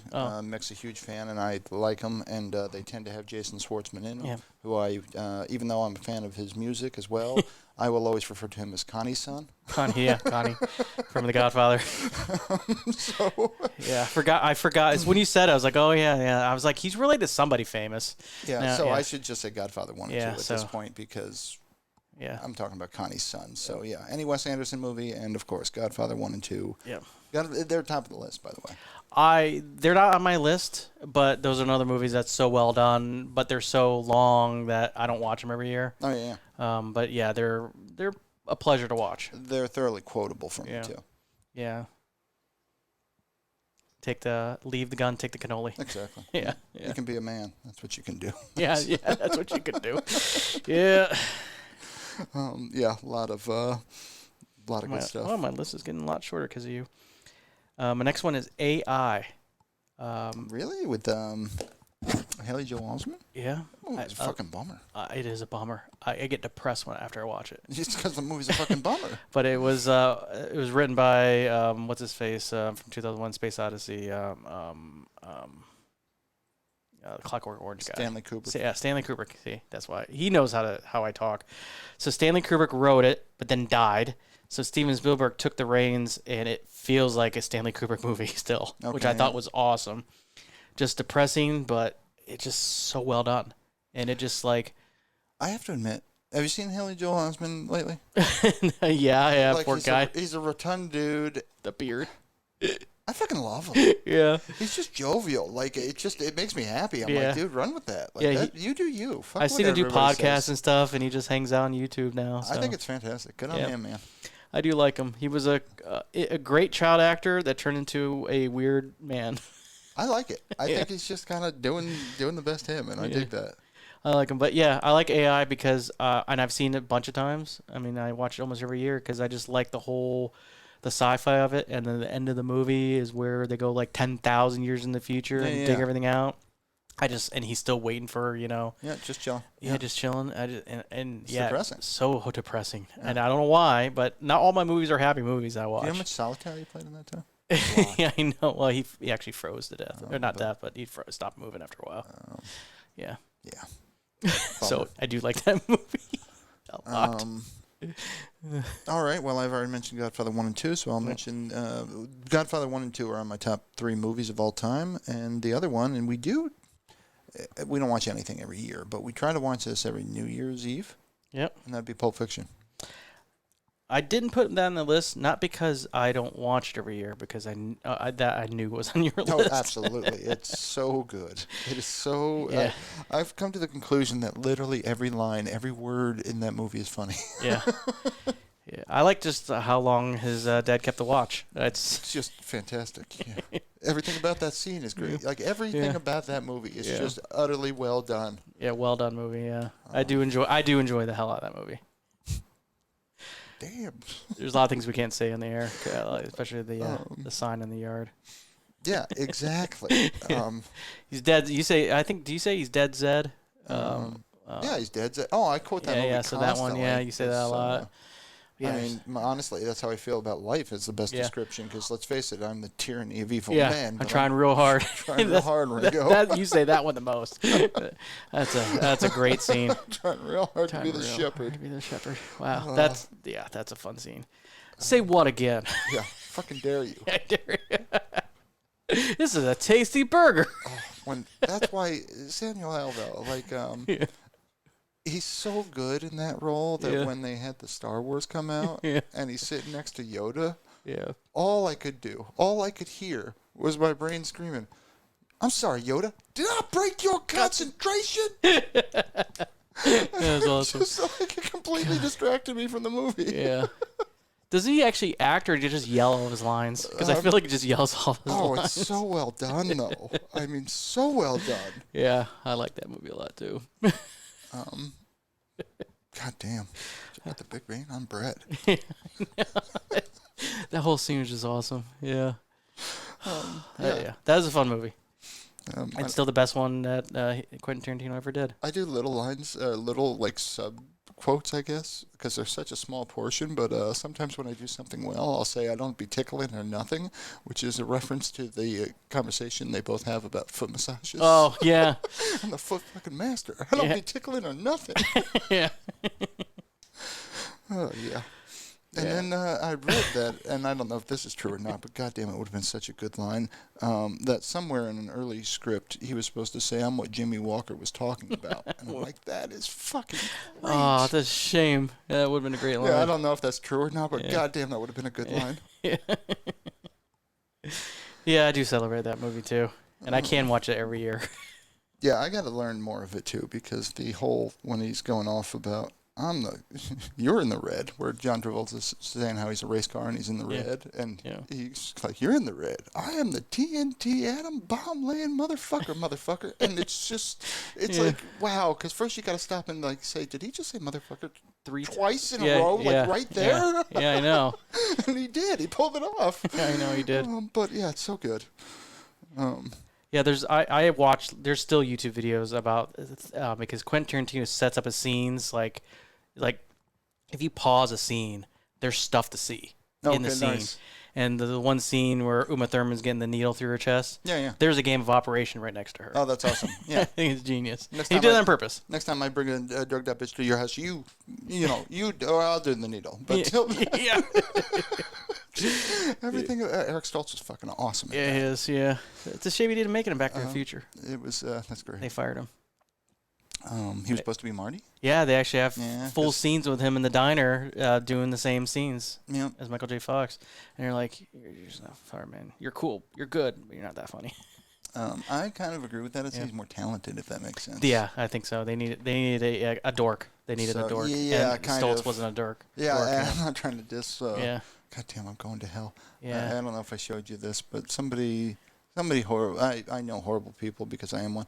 And somebody sent me a meme. It was just a picture of Michael J. Fox, and it said, "Fantastic at making martinis." I think it was. Yeah. Horrible at stealing tambourines. Oh, definitely horrible. Poor guy. God, I'm going to hell. You're going straight to hell. Because I don't know what's wrong with me. I saw that and I was fucking rolling. And I'm like, I am going like, do not pass go. There'll be no $200. Straight to hell. Straight to hell. Anyway. My next one, I bet won't be on your list because it's a newer movie. Most of my movies are really old, but this one's a new movie, and I've seen it like 3 times just last year alone. The Martian, starring Matt Damon. Matt Damon, yeah. Every time I hear Matt Damon, I'm fucking Matt Damon. I know. Damon. But that movie is a fun watch. It's just a fun watch. I watch it. I like it. It's well done, and I think the story is hilarious, actually, in parts. I'm actually not certain I'm kidding when I say this, and our light's getting way funky because it's so dark. We might want to turn the light on. What's the bad Matt Damon movie? What? What's that bad Matt Damon movie? Oh, one. There's actually one. There's got to be The Brothers Grimm. Yeah, it's one where there's one he was like a twin, like attached to somebody. I never saw it. Yeah, that was a bad one. And another, there's like only 2. Well, again, there's not that many. Everybody has them. There's another one where he shrank to a tiny person and lived in this world where he has less resources because he was tiny, but his wife refused to go with him. It was hilarious. I liked the movie, but it was a bad movie. Okay. So, yeah, even though it was a bad movie, I still liked it. Do we have to pause it? I think I can do this without pausing, right? Yeah, I think you can. Yeah. I can do that. Oh, I can't pause it. See, Let There Be Light. Oh my God! Oh my lordy! Wow, that kind of made it. Does that make it better or worse? Well, you can see us more clearly, so you be the judge. Yeah. I'm sorry, everybody. You can see us again. I can see clearly now. That's funny. Sorry. So The Martian, a fun movie. I think it's a fun movie. I've seen it. I like it. I've seen it like 3 times in 1 year. And I'll probably continue to watch it because I find it's the opposite of AI. It's uplifting Okay, yeah. I like Matt Damon. No, that's kind of what I was getting at when I Yeah. said, what's that bad Matt Damon Yeah. movie? Because he's just likable. And there's some cool scenes, and I'm a big fan of like certain sci-fis that are more realistic. And this is one of them. I mean, the only thing, and I had Neil deGrasse Tyson went through the movie because he does that sometimes and said what's realistic, and he tears apart some movies. And this movie, basically, the only thing that really was unrealistic was the whole storm. That was the whole plot, because he goes, "There's not enough gravity for the storm to do For that." there to be a storm, it would have knocked everything over like that. That wouldn't have happened. But apart from that, yeah, it's I don't know, and he's gonna science the shit out of it. I just like it. You know what I think's funny is the way you get these opinions about people that are actors that you've never met. Like, I think Matt Damon. I immediately think Ben Affleck. Yeah. And it's like, boy, Ben Affleck, I'm not particularly a fan of. Yeah. Love Casey Affleck. Yeah, I love Casey. But it's funny because I don't know any of them. Yeah. You know? But Ben Affleck, even if he's not the greatest actor in the world, he's not. He can write because he Absolutely. He's been in some good stuff, actually. He does some decent stuff. Casey Affleck's just a good actor. Yeah, he's a good actor. He's just so charismatic. They're writing a new movie.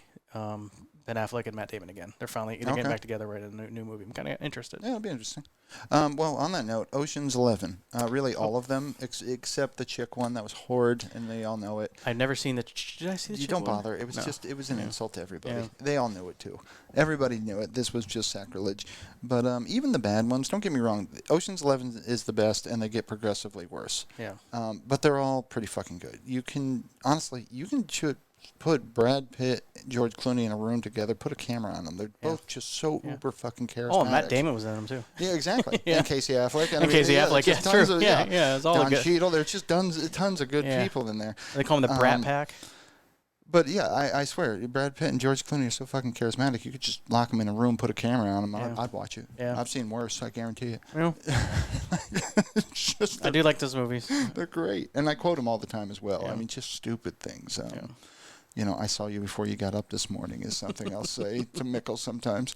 That's probably true. It's but- true, yeah. Yeah. But it's just it was a line from that show that's just stupid. But so many good lines.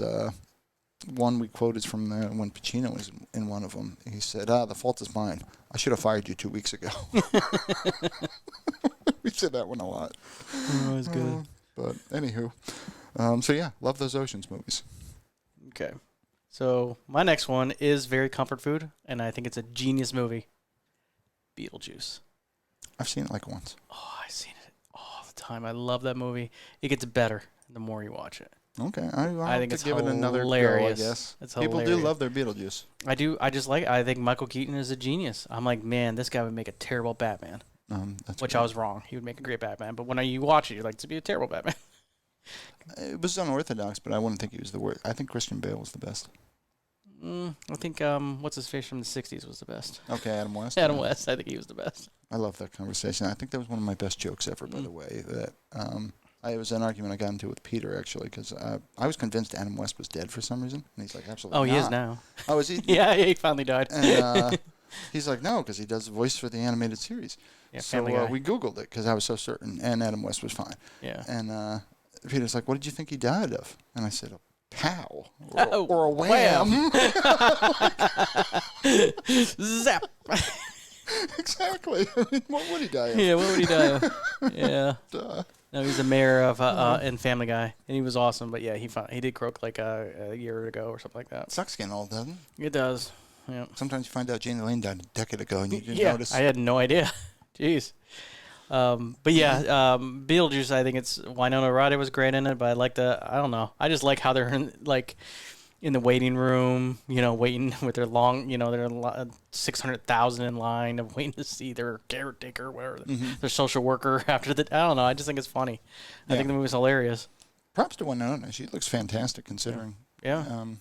Actually, yeah, I liked her in Stranger Things. Yeah, she looks great. Yeah. Holding up well. Yeah, she steals the show. Because she's known for. That's not bad at all. Not too shabby, buddy. I gotta say, I'll give you props for that one. She's awesome. She can't help it. Yeah, she can. No. Damn, that's just wrong. That's my kind of joke, buddy. I like that. I did a Kevin joke. You did a Sean joke. Yeah, It's fun. It was awesome. Oh, I still like her. Did I say The Big Lebowski? Because if not, I'm going to say The Big Lebowski. You mentioned it, but you didn't say it. The Big Lebowski, yeah. Just the dude abides. Yeah, the dude And abides. it's The just rug brings the room together. Yeah, it's just, it can be on, and Yeah. it's just... Yeah, but the best line in the movie wasn't even in the movie. What's that? When they put it aired on regular TV, and they had to cut the line. Yeah, this is why you don't pick a stranger up in the Alps. Yeah, that's not even in the movie. Nope, I didn't even know about that until somebody told me about that, because Yeah. that's fucked up right there. Yeah. 'Cause, if you watch on regular TV, you get a better line. I keep threatening it. It's going to be such a long conversation, but one day we're going to have a long talk about censorship. But the short of it is, the way we censor is fucking retarded. And if you think your kids are that stupid, I don't know what to say. Yeah. Like, your kids know what word's going there. Yeah, I've met a lot of children, and they swear more than I do, for sure. I don't think anybody swears more than I do. You, but me. I'm saying me. Yeah. I don't swear that much. Yeah, I'm just saying me in general. I don't think anybody. There's a swears more than I do. competition going on, you and the youth of America. I do curse a lot. You do. They're just such great descriptors. Yep. Adjectives. Yeah. Yeah. Yeah. So I just went. I did Big Lebowski. Love that movie though. But I don't watch it every year. But maybe I should watch it more often. It's great. It's so funny, man. Yeah. And, I just called to check what condition my condition was in. oh yeah, exactly. Kenny Rogers. Go figure. Yeah. Kenny Rogers and the New Edition. Just. He said New Edition. You know, we quote the shit out of that movie, by Yeah. the way. Like, nobody fucks with the Yeah. Jesus. You should know that right off Yeah. the bat. Yeah, Because I you're so good in that. He's awesome. But Or was it First Edition? No, it was a New Edition. It's- First Edition. when he band goes name to see Lebowski's daughter, Yeah. and she's the weird chick, I can't think of her name to save my life, although I love her. Juliana Moore, I think. Oh. Yeah. And just at one point, she walks in the room and she says, "Vagina." Does that word make you uncomfortable, Mr. Lebowski? Yeah. And it's just the way she says it. It's fucking hysterical. So I'll do that at home sometimes. Oh, walk just in the randomly room, say it? Just vagina. Does that make you uncomfortable? Well, if you yell at me like that, yeah. It kind of does. Jesus. Oh, such a great movie. Anyway. Time for a Tom Hanks movie. Big? Catch Me If You Can. No, really. You watch that every year. I love the movie. I don't know why. I'd sooner watch Big every year. Big. I used to like Big. I used to watch it all the time. Then you realize that she's going to have to live the rest of her life as a pedophile. It gets creepy. Because she was banging a kid. I used the line, "Who wants to play with a tower or a building?" Yeah, who wants to play with a building that turns into a robot? That's part of my regular lexicon as well. Well, I view Catch Me If You Can more of a documentary since it did happen. Yeah, based on a true story kind of thing. Yeah, but Christopher Walken's in it, and he's awesome. He's phenomenal. Yeah, he was great in this movie like any movie he's ever in. So, I don't know. The movie just does it for me. I'll give an honorable mention. It's not a good movie necessarily, but I'll watch King of New York at the drop of a dime. Fucking love Christopher Walken. Yeah. So good. I do like a lot of Christopher Walken movies. Yeah, he's creepy as fuck, man. I'll do another one since my list I think is still longer than yours. Yeah, good. Contact. I've got What? secret ones down here. Oh, Oh, secret that's ones. a good one. I'll watch that too. Yeah, you're Contact, because right. Book was definitely better, but you're right. there's Carl Sagan, and I just think that there's so many things in the movie just stick with me. Like, want to go for a ride? Oh, and it yeah, gives me yeah. chills when he says that, and We use it constantly Yeah. with the why buy one when you can buy two at twice the price. it's the price. I know. There's just so many good moments in there of like surprises, and you're like rooting for her, and then let down, then rooting for her. Yeah. It's like it's a roller coaster movie, but. The opening sequence is one of my favorites. How it just goes further and further out in outer space, and you can hear the radio, and then all of a sudden you're in a little girl's eye. Yeah, that's neat. And there's a website that you can go to. I should show it to you sometime, but they actually show you or let you listen to what you would hear 100 light years from Earth, 200 light years from Oh, Earth, that's and then you interesting. can go out and out and out to see what you would hear, and you just hear the music go further, older back in time until nothing but static. That's neat. It's kind of so they have calculations. They know what radio signals you'd hear from a distance from Earth. Oh, that's kind of neat. Yeah, so I just like that stuff. I'm like, this is pretty cool. There's something Yeah. about 50s music. It's these Fallout games Yeah. with a little bit of static mixed in. Yeah. It's just creepy as fuck. And It's creepy. I'm doing the whole creepy vibe thing. I don't know what it is with these horror games Yeah. that we're playing, but I'm loving the creepiness, and it's funny because you see that I'm. It's not that I don't get scared. I'm definitely scared. I'm scared of everything, folks. It's flat out. It's not I'm a badass thing. Yeah. I'm terrified of life. Yeah, me too. But I just don't. Yeah, I don't get scared like that. I'm, you know, like. But it's a fun feeling for me though. Yeah. Like when it jumps out, I do. It does. I do get scared. It's just not. I don't flip out usually. Yeah. I'm going to one day. It's gonna be fun. I want to scream like a girl. Damn it.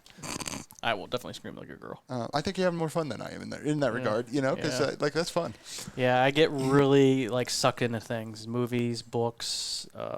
I just really like living it. We were playing one time and I shit myself because a fucking cat brushed up against me, and we were playing one of those games. Yeah, you're and like, it's like, just so see, Jesus. In your subconscious level, you know there's ghosts. I'm like something's touching me. Yeah, I just don't. I'm telling you, I don't believe. Your subconscious does. Whether I don't think so. Your brain doesn't believe, but your soul does. I don't think I do though. I ain't afraid of no ghost. I believe. I think I'm crazier. I believe in the power of the human mind. Yeah. So I sooner believe you could move an object across the room with your mind than an undead ghost could. You know, scientists study. You know how there's a saying we use like 10 or 15% of our brain. That's not true, but yeah. It's not true, and even in the slightest. Although I'm starting to wonder. That's true. But no, as a whole, we actually use closer to 35 to 40% of our brain, so it's not 100% of the I brain. thought we used all of it. It's just it all lights up at different times. Different times, but simultaneously you use about 35%. Oh yeah, you use like 35% at a time. Yeah, at a time. Yeah. I'm pretty certain the national average is like 12. It might be. Maybe 10 or less, and dropping. And dropping fast. You or me? I can't remember. I did Contact just now. Oh shit, you just did Contact. Okay, so we talked Tarantino. I'll do Kill Bill 1 and 2. You can watch them. I don't have that on my list, all but the time. I do celebrate those movies. They're so much fun to me because the writing's hysterical. The thing is meant to be like a comic book. Like you'll notice when she cuts off a limb, there is like 9 gallons of blood. There's more blood in each person than any human being could possibly have. So it's kind of like this whole over-the-top thing. But at the same token, like the fight she has with Lucy Liu, it's fucking gorgeous. The set is gorgeous. The wardrobe's gorgeous. Everything about that scene is beautiful. Yeah, I think they had to go black and white in that scene because of all the blood. It was getting too much for the censors, I think. Okay, and that's It was just... going to get rated X by then. It's just awesome stuff they do. So, great movies, though. Really ton of fun. The Cruel Tutelage of Paime, that alone is worth the price of admission. David Carradine's the shit, or at least was. Yeah. You know, and I love the Superman story he tells. Yeah. Like, it's so profound because, you know, the thing was that Superman's costume was Clark Kent. You know, where Superman woke up every day, he was Superman. Yeah. You know, I use a variant of that to describe myself because I tell my boss all the time. My boss is seriously the nicest human being I've ever met. And I tell him all the time, I said, that's the difference between you and me. Tomorrow you're going to wake up, you're going to be a nice guy. Yeah. I'm going to wake up, I'm going to be a fucking Antichrist. I'm going to fight tooth and nail all day long. To be the shepherd. So I'm going to try and real hard bring To be the shepherd. Real. So, but yeah, Kill Bill 1 and 2, man. Great movies. I do enjoy them, yes. Yeah. So what do you got? Okay. This movie, I don't know if you may have seen it, but if you've seen it, you've only seen it once. But I watch it every year. Dragon, the Bruce Lee story. I've never seen it. I know of what you speak. It's based on the book written by his wife, and yeah, I just think I find it an uplifting story. Even though, you know, because they don't really show on how he died, kind of thing, but it's more like what he went through and how he came to the U.S. and it's a true story how he was teaching the Guaigo, the ways of the martial arts, and the Asian community said no, you don't do that, and so he had to fight a battle to let himself to teach. Okay. And he won that battle, but somebody broke his back in the retaliation. So all that stuff is just, it's fascinating, but fun to watch. Just it's because it's real. I'm sure there's a lot of stuff exaggerated, but it's a true story, and he was a cool dude. Bruce Lee was a cool dude. Yeah. And this guy, I forget his name, Scott Lee or something. You know, not related, but he did an excellent job. Nice. I don't think I've ever seen him in any other movie. But he did a great job. It's pretty cool, and it takes place like in this 50s and 60s. So I like the whole when you're at the college era and everything. It was kind of cool. Well, it's funny we forget about the fact that I don't know what the Asian equivalent is, but like Bollywood's a thing. Oh yeah. You know, Asian markets have everybody has their own market. Yep. We forget this as dumb Americans, so you Yep. know, we see people like that we're like, oh, I've never seen him before. He's just in this one movie, but he seemed really good. Meanwhile, he's fucking renowned. You know, like huge. Yeah. Just not in America. Yeah, he was huge in people actually he was gonna be in a TV. They show him in the TV show he did, the Green Hornet.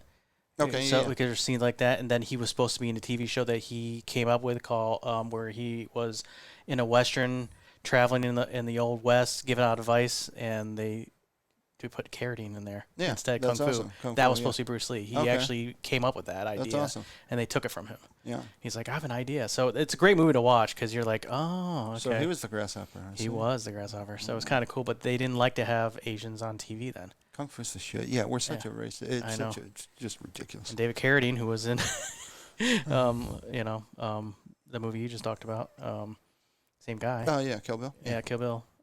Same guy. Same guy. Same David Carradine. Same guy. Yeah. But yeah, it's so yes, if you've never seen the movie, it's worth a watch because I think it's a fun movie, and it's very interesting. They did a good job, and then you'll know what it means when I say you'll be nothing but a dishwasher. It's fantastic. Well, here's one I doubt very much you've seen, but I've watched it a few times, and I got to go back and watch it again. But I particularly enjoy it. It's a movie called Way of the Gun, and it's got Benicio del Toro, and it's got. I don't think I've seen it. Yeah, no. French dude. I will never remember his Gerard name. Depardieu? No. That's my French dude I know. God damn, what is that girl's name? What's the Legally Blonde chick's name? I can't think of her name. Saved my life. Witherspoon. Reese Witherspoon. To talk about good genes, by the way. God damn, that girl's beautiful. But Reese Witherspoon's husband, whoever he is, he was in this movie. And it's... I don't even know how to describe it. There would be kidnappers and shit goes bad, and it's just like Macho Overboard. Yeah. But it's fun. It's I don't know. It's a good movie. I enjoy it. So I added that to my list. Okay. It's a weird one. Dreamscape. I've seen Dreamscape. I like the movie. Okay, you watch that every year? I love it. Really? That's the one with the cobra, right? And the well, he turns into Colbert in the movie. The guy, yeah. the guy that was saying "Warriors, come out to play." Yeah, that guy. I like Warriors too. It's sad. I know him as Richard from fucking Sex and the City because that's Oh, how lame I I am. never saw that. Thank God. I Yeah, never be saw Sex and thankful. the City. But Dreamscape is a fun movie. It's got Kate Capshaw in it, and and Dennis Quaid. I like Dennis Quaid. I've seen it. Yeah, I've seen it quite a few times, but Yeah. I'm a child of the 80s. Yeah, but 80s flick, and Yeah. it's one of my. I consider it an obscure movie because it never made money. No one really watched it. I'll say this. I'll watch that movie because I have seen that movie as an adult. I'll watch that movie every 20 to 30 years. There you go. I think it's a fun movie, and I thought it was well done of using dreams as a weapon. I thought it was genius. See, this is a hard list to do because like Tron. Where does Tron fall? Tron is a movie I like, but I won't watch it every year. I won't watch it every year, but I've seen it a gazillion times. Yeah. And I'd watch it again. I wouldn't call it a guilty pleasure movie. That's where I'm kind of drawing a half line. Why am I guilty? I'm like, fuck yeah, Tron.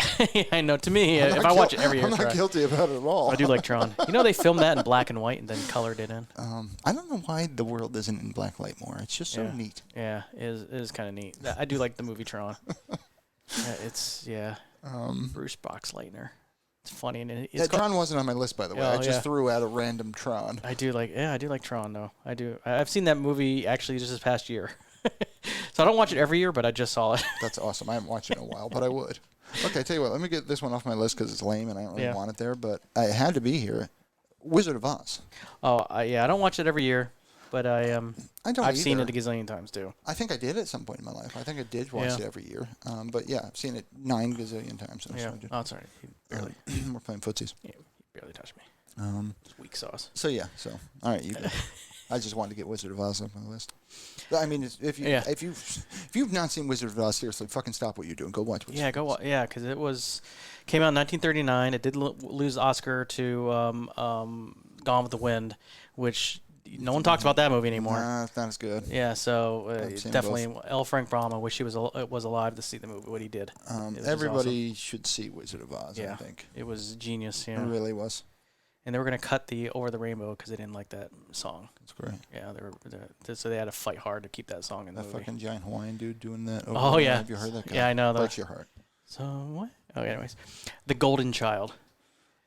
Eddie Murphy, you watch Golden Child every year? I love it. Oh, I want the knife, please. I have to go back and watch. Your ass has to be narrow to fit down these stairs. There's so many good lines. I definitely have to go back and watch. See, to me, Coming to America and Golden Child might as well be like they're one sitting. I have to go watch them both. Yeah, the Golden Child, and I've gone back and watched Beverly Hills Cop, and they're good. Don't get me wrong, Beverly Hills Cop and 1 are good movies, but I can't watch them all the time. Yeah. The Golden Child is How about Trading Places? Trading Places. Does that hold up? It's a good movie, and yeah. Actually, yeah, that should be on my list too. I love that movie. It's a good movie. Yeah. Yeah, there's some good scenes in there too. I loved everything on the train. It has some good scenes in there. Yeah, and Jamie Lee Curtis. Boogie, huh? Yeah, I know, it's just so awesome. I'm Inga for Sweden. Such a dumb movie. But the problem with that movie is that when you're like, hey, I remember Trading Places. It's a great movie. Let's watch it together. And you forget how much nudity was in the movie until you watch it again. Jamie Lee Curtis topless. Who are you watching it with? Like my in-laws. I'm like, hey, you want to watch Trading Places? Okay. It's a really good comedy. You should see. I'm like, there's a lot of boobs in here. That's awesome. So yeah, the movie is not to be shared with family to be comfortable. How old are you? I know. I love it. 46 and you're still like, oh my god, my boobs. in-laws saw boobs. Yeah, I know, it's weird. It's just weird. I can't watch boobs movies with them. That's great. It's too weird for me. I love it. Don't get me wrong. I'm not saying Yeah. watching porn with anybody is fucking weird. But Trading Places. I'm cured. I can walk again. Oh yeah. I'm sorry. Great. That's a great movie. Exactly. It is a good movie. Yeah, I would say Trading Places. I do like Coming to America is also a great movie. I would say so that's his trilogy of movies in my opinion because they're all better than Beverly Hills Cop in my opinion. Is Golden Child, Trading Places, and Coming to America. You watch those 3 movies in one sitting, you'll be just a happy person. It was Eddie Murphy in his heyday. He was so good. Yeah, it was a great era for him. Yeah, he was hilarious. And he wasn't funny again too. He was a donkey. That's great. All right. Well, this one probably isn't on your list. Yeah. But I've seen it a lot. In fact, it's up there for one of the ones I've seen the most. Rocky Horror Picture Show. It's not on my list. I don't watch it every year. I've probably only seen it like 3 times in my life. And one of them was with you. I've probably seen it like 300. Yeah. But yeah, I know of the movie and I do like it. I just haven't seen it that much. When I say watching too, I mean like these are the kind of movies you know so well. You just play them and then you go do something else. Yeah. And you kind of listen and you know exactly what's going on. And you don't even need to look anymore because you know the set. Yeah, you know what's going on. You know everything. Yeah, I know that. I've probably seen it more than 3 times, but yeah, I've seen it a bunch of times. But I don't watch it every year. I remember when we went and you were like, have you ever seen this before? Yeah, I know. I like, invited you to the Palace Theater. I'm like, I might know all the words to all the songs. Yeah. It was pretty awesome. That was a good night. You know, Susan Sarandon's basically on the market, and she's like, boy, girl, I don't care. I just want somebody to travel the world with me, I guess. And I'm like, somebody ought to entirely write her and just be like, damn it, Janet, I love you. I know. That was awesome. Anyway. The Goonies. Of course, you had to have the Goonies on there. Gotta have the Goonies. I mean, we're actually starting to get older movies here, but yeah, I love the Goonies. Mickles was like, which for her is pretty good. My nieces and nephews love the movie. Oh, did I say? I forgot to say. I watched Tenet, by the way. Oh, am I right? Was there one character who explained the whole movie to you? There was no need anyway. Yeah. It was blatantly obvious. Yeah. Like from the word go, I'm like, I know what's happening here. Yeah, it was pretty clear. So I read that, some people have to watch it more than once, and you'd said, yeah, you won't be one of them. I'm like, shit, I don't even have to watch it the first time. Yeah, I know. I fucking know exactly what's happening here. Yep. I kept pointing out too. I'm like, you see that guy over there? That's gonna be happy. You're gonna see that same guy in 10 minutes when they redo the scene. But was that Cedric Diggory? Is that who that is? Who is that? Oh, yes, you're right. He's charismatic as a mofo. I liked him. Yeah. I liked him a great deal in that. Yeah, he was in the Twilight movies. Cedric Diggory. Yeah. That's his name. Yeah, Cedric Diggory. That poor guy didn't even last long in those movies. But it just doesn't matter, man. Killed by the man. Once you get a name that generally sticks. Yeah, poor Cedric Diggory. It's hard to. Yeah, that guy could go on to do anything, and it'll be Cedric Diggory. The movie it was watchable. I'll give it that. Okay. I don't know what you thought, but I thought it was watchable. But yeah, it wasn't the biggest piece of crap I've ever seen. Yeah, that's for sure. But it wasn't. They tried to do something different. I was okay with that. It wasn't really hard to figure out in any way, shape, or form. No, I didn't watch it a second time. Granted, though, I watch these kind of things. Yeah. And I have a brain that puzzles shit out. Yeah, this is like Primer rewritten for the masses. Yeah. To be a little more easier to follow. Primer was fun, though. It had a fun, creepy factor to it. Yeah. That What's in moment the of box? realization where you're like, oh. Yeah. You know what? I heard Actually, it might be called Primer. I heard somebody say that, by the way. It was on a work call. Oh, Like, what's in the box? I'm like, really? That's my line. I call them out on that. I'm like, my friend does that all the time. Yeah, what's in the... He's Yeah, like, I guess it right. He's all excited, too. He's like, do you know what we're talking about? I'm like, oh, I've seen the movie 7. I know exactly I've only what you're seen talking it about. once, and that's all I need. I'm good. Yeah, I know the movie. honestly, yeah, that movie was so disturbing. Yeah, you can't keep watching I that. have no desire to see it again. That's, it was. That's actually on my... No, I'm kidding. It's not That's on my awesome. list. Here, I'll do another one. Yep. Just in case you might steal this one. I doubt it. I, Robot. Oh, no. But I could see that. I like that movie. It's funny. I was contemplating Men in Black movies because I could watch them all live long day, but I don't watch them. Yeah, I just could. Yeah, I, Robot I've seen many more than Men in Black, even though I love Men in Black. I've probably seen the first Men in Black more Love than the the chick rest. in that, too, whatever her name is. I have no idea what her name is. I know who you're talking about. Yeah, she was in Dogma. She's very attractive, yeah. But I, Robot, which is based off Isaac Asimov's 3 Rules of Robotics. I don't know. I just like that. It's a story. It's an Asimov story. So. Yeah, it's basically, yeah. In fact, wasn't there an Asimov book called I, Robot? Yeah, that's what I'm saying. It literally is an Asimov story. So I like that stuff. You know, it's funny because I've read enough sci-fi to where I know futuristic problems. Like one day there's fair odds I get arrested because somebody's beating up their robot and I can't abide that shit. Yeah. And I beat them up. But thing is, the robot's not real. It's not really sentient, you know? Yeah. It's just code, but I'm not going to differentiate. Yeah. I'm not going to be capable of it. It's going to appear to me to have a soul, therefore it is going to have a soul. That's the plot of that video game you haven't played yet called Detroit Becoming Human. And they actually are like beating up and killing robots. Yeah, I wouldn't stand for it. And you can make that decision to fight the humans. Yeah, how would you not? Yeah. Yeah, fuck them. Yep. Yeah. Spoiler, you can win in that game. It's just cruelty. It's it's mankind's going to have to deal with this problem pretty soon, but when does that AI become a conscious being? Yeah. When does it, for all intent and purposes, have feelings? And why can't I think of the dude's name? Turing? Turing, thank you. Turing test. I knew what you were going to say. No, yeah, well, I mean, they go hand in hand. Yeah. It boils down to, okay, how do you do that test how do you prove you're you without the argument, but I'm me? Yeah, by me. I'm here, aren't I? So it's fascinating, but I see no need for, like one of the sci-fi books I read, all the doors would automatically open, and when you walked in, they'd greet you. And the guy would, whenever he walked through a door and it closed, he'd say, thank you. And his friend kept yelling at him, like, why the fuck do you do that? It's just a door. Like, it's just code. Yeah. And he's like, good manners, And I guarantee I would be... I mean, Mickles laughs at me because when we're in the room and the cat sneezes, I say, bless you. Oh, I say bless you to the cat, yeah. Absolutely. Yeah. Yeah, I do that too. Yeah, bless you. Yeah, just... Poor cat. So I'm entirely thanking the door. Yeah. It's just good manners. That's awesome. So yeah, I like iRobot. Watch it all the time, and I like myself a lot of Will Smith movies. I might have cried at that. Might have. Might have. When she went to go kill, she's not going to, but when she went to go kill him, she can't kill him. That's tragic. That's some fucked up shit right there. Yeah, yeah, I know. I do like the movie. Shia LaBeouf's likable when he's like he's not a freak. That's before he went freak. Yeah. That's right before. He's really likable when he's likable. Yeah. There's a light switch and he became a freak. All right, well, here's some weird ones for you. Yep.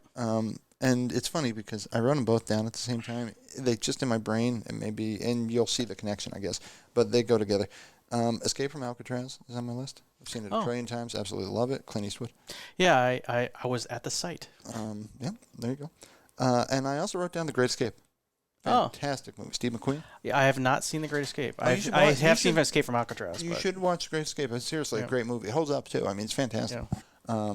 I like old movies like that. It's just great, and clearly I like me an escape movie. Yeah. So that's the common thread, obviously. Yeah. But yeah, I've seen them lots. Raiders of the Lost Ark. Oh, okay, you watch that every year, really? I love that movie.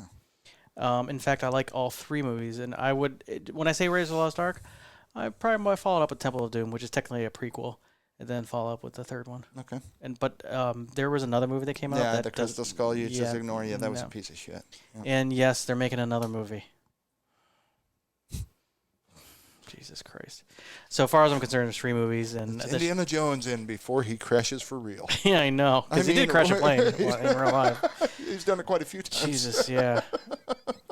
But there's something about that Raiders of the Lost Ark. I just think it's a fun serial, like tons action. of Indy's lots of fun. Yeah, absolutely. And John Williams' score is just iconic. I didn't know they held up though for multiple viewings. Michaels has never seen one. I like it. Yeah, they did well because it's really there's no special effects really in it. They're just like him jumping around, flipping his whip, and shooting people. The kid in that, the little Asian kid, yeah, I call him Short Round. Pinches of Power. Oh, Pinchers of Power, because he was in Goonies. Yeah, in fact, I think he's in 2 movies, Goonies and Temple of Doom. Yeah. So that's his name, Pinches of Power. Yeah. That's all right. No, it's all right. I really like Dan Aykroyd in the second movie. It was pretty good. I don't remember Dan Aykroyd. It's a joke. There's no way you'd remember him. But in the Temple of Doom, when he was clear as day. Dan Aykroyd says, "Here is the plane, and you'll be riding on a cargo plane," and that's Dan Aykroyd, and it's clear as day. Watch it again. Awesome. You'll say that's Dan Aykroyd got a scene. Ron Jeremy's in Ghostbusters. Shit you not. Oh, really? Yeah, he was an extra, and you can see clear as day. You're like, holy fuck, that's Ron Jeremy. Well, that's awesome. Why do I know what Ron Jeremy looks like? Seriously, that's a weird thing. Well, because there was he was on with Vanilla Ice in that house show. That's all I remember him from. That's how I learned what he looked like. I'm pleased to say I didn't watch that, but yeah, it boggles my mind. I'm like, seriously, why? Yeah. But I know why you know. That's the thing, though. I'd fess up if that were the reason, but no. I think that's what made him such a great porn star, though, because you look at him and you're like, shit, I could be a porn star. Yeah, I know, I could do that. I think that's what made him so great. Yeah. But anyway, here's a movie shorter. I've seen quite a few times, actually, and it's a funny one, but it's really the whole genre. 2012, John Cusack movie. Oh. I like me an apocalypse movie. I've seen that one. And I'm not saying it's the greatest movie because it's really not, but it's not bad on the special effects and the doom and gloom. So until I have a better one, and I did see the recent one, Greenland? And that was a big bummer. That was Gerard Butler. Yeah, it was a big bummer because it gave us a cool meteor thing. And then that shot was kind of neat. I'll give it that. And then nothing else. Yeah. I want destruction. Well, that's what the movie where I said that the kid made the right choice by getting away from those people. Yeah, you never see that happen in movies. Yep, it was a decent movie. Yeah, it wasn't bad. It's just I want. 2012 was great because it was just utter carnage. Yeah, you need the actual carnage. Yeah. And it had the gigantic wave. Love me the gigantic wave. Yes, this was kind of missing all the carnage. So I like me some end of the world movies. Yep. Well, we'll live it soon. Getting there. I'm kind of combining these 2 movies because I think it's fair. Yeah, that's good. Because they're almost the same movie. My next one's 2 anyway, so go for it. Juno and Superbad. Okay. They're very similar. I see that. I'm gonna go to. They're great movies too. Yeah, because that's Juno's dad. I see him in a bunch of movies. Juno's dad's fantastic. I love that guy. Yeah. And I call him Juno's dad too. Yeah, Juno's dad. He's great in everything I've ever seen him in. And I agree with that we can solve the whole Ellen Page, Elliot Page thing by simply calling her Juno. Boom. Yep. Done. Or him. Whatever. Yeah, it's him now. I'll be honest. I just don't care. No. I just don't. No. I don't care what she is, but she was a better actress than actor, unfortunately. That's where she did a better job. That's why I know I'm beyond my years in some way here because I truly am not. I'm not a person who cares who's having sex with who, provided everybody's of consenting age. Yeah, that's my rule. But I'm also couldn't give a shit what you want to be called. Yeah, couldn't give less of a shit. So when I call you her and you're offended, awesome. Good for you. I don't care. Yeah. See you next Tuesday. Yeah. Oh, yeah. And good, I don't know if we explained good for you. But, yeah, good for you. My boss asked me one day what GFY stood for. And, if that's somehow unclear, I swear to Christ, the first time I heard it, I'm like, oh, that's great. Yeah. I knew exactly what it means. But it means go fuck yourself. Yeah. It does. In a nice way. My boss asked me, and he was saying it in jest, but he said, what does good for you mean? Or GFY mean? And I said, good for you. Yeah. And so we just started using that now. And when we say good for you, we don't mean good for you. Yeah. But yeah, we're starting that trend. So if anybody's listening, feel free to do the same. Yeah. And, it's great because you can look at people and say, good for you. Good for you. Yeah, I know. It feels good. It's nice having codes. For you. Good for you. So yeah, I find Juno and Breaking Bad. I can watch those yearly, both of those movies. Breaking and I Bad, can watch that's them. funny. Not Breaking Bad. Superbad. Not Yep. Breaking Bad. That's depressing. Good movie, but depressing. Our TV show. But Superbad and Juno are to me the same vein. And I should watch them both. Superbad especially, because goddamn, that was genius. McLovin. McLovin was fucking hysterical. I love him. How's it going with the ladies? Not the going with the ladies I'm worried about. It's the gummy. So good. And he means it too. So and juvenile and so good. Yeah. And him singing the Guess Who. Yeah. It's one of the funniest fucking things I've ever seen. These eyes are crying. Because he's terrified. Yeah, I know. Oh, it's great. So good. Oh, yeah. Definitely fun. Both funner movies, and you can watch them every year, really. And No, still I would agree with that. I haven't, but I could. Yeah. For some reason, I've watched these movies a million times. I'd watch them a million more, not even remotely joking about that. Yeah. That'd be Bad Boys 1 and 2. Absolutely love them. I think I've only seen the first one. Love And it. I wasn't really into it, though. But, yeah, maybe I'll give it another shot. I'm a big Willie style fan anyway. And then with Martin Lawrence playing off of him, it just works for me. It works. There was a movie I saw with Martin Lawrence with Tim Robbins one time where they were like robbing his boss or something. I thought it was a funny movie. I gotta find out what movie that was. I used to watch that all the time, but I forgot what it was called. It was pretty good. Martin Lawrence was hilarious. When he's on, he's hysterical. Yeah, exactly. Yeah, there's a scene in that movie that I'm talking about where Martin Lawrence and Tim Robbins are hiding in there, and they had the laser security on, and this cop shows up, and they thought they were caught, and the cops start dancing to the lasers in the room. Oh, that's awesome. It was a good movie. Yeah, you're up. The Never-Ending Story. Okay, you watch that every year, Jesus. I love that movie. It movie. really never ends. It never ends, really. Turn around. Actually, speaking of never ending, what are we at? 135? 135. Not bad. This is part 2, by the way. Oh, so maybe I'm going to call it now then. I'm going to say we save our Christmas movies for another time. What do you say? Okay. Not that I have many, to be honest. Yeah. Oh, okay, we could do Christmas. Fuck it. I don't care. Whatever you want. Who cares? We'll be an extra 20 minutes. I have 1, 2, 3, 4, 5, 6 movies left. I've got 4 left. All right, so I will do. I bet you none of my movies are on your list. So my next one's Poltergeist. Yeah, I was going to say you don't have any of the movies I have. Yeah, Poltergeist. I watch it every year. Okay, that's great. I think it's a great movie. I'm telling you, man, I don't watch anything every year. Yeah. Except for, Christmas movies. Yeah, I watched that every year. I just like the movie. I think it's well done. I like the creepiness of it. I like the fact they use real skeletons because it's cheaper.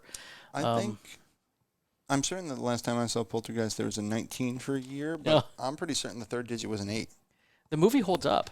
It's just as creepy as it was then as now, because it's creepy. I mean, Carol Ann and the TV people and all this stuff, and Free daycare. Yeah.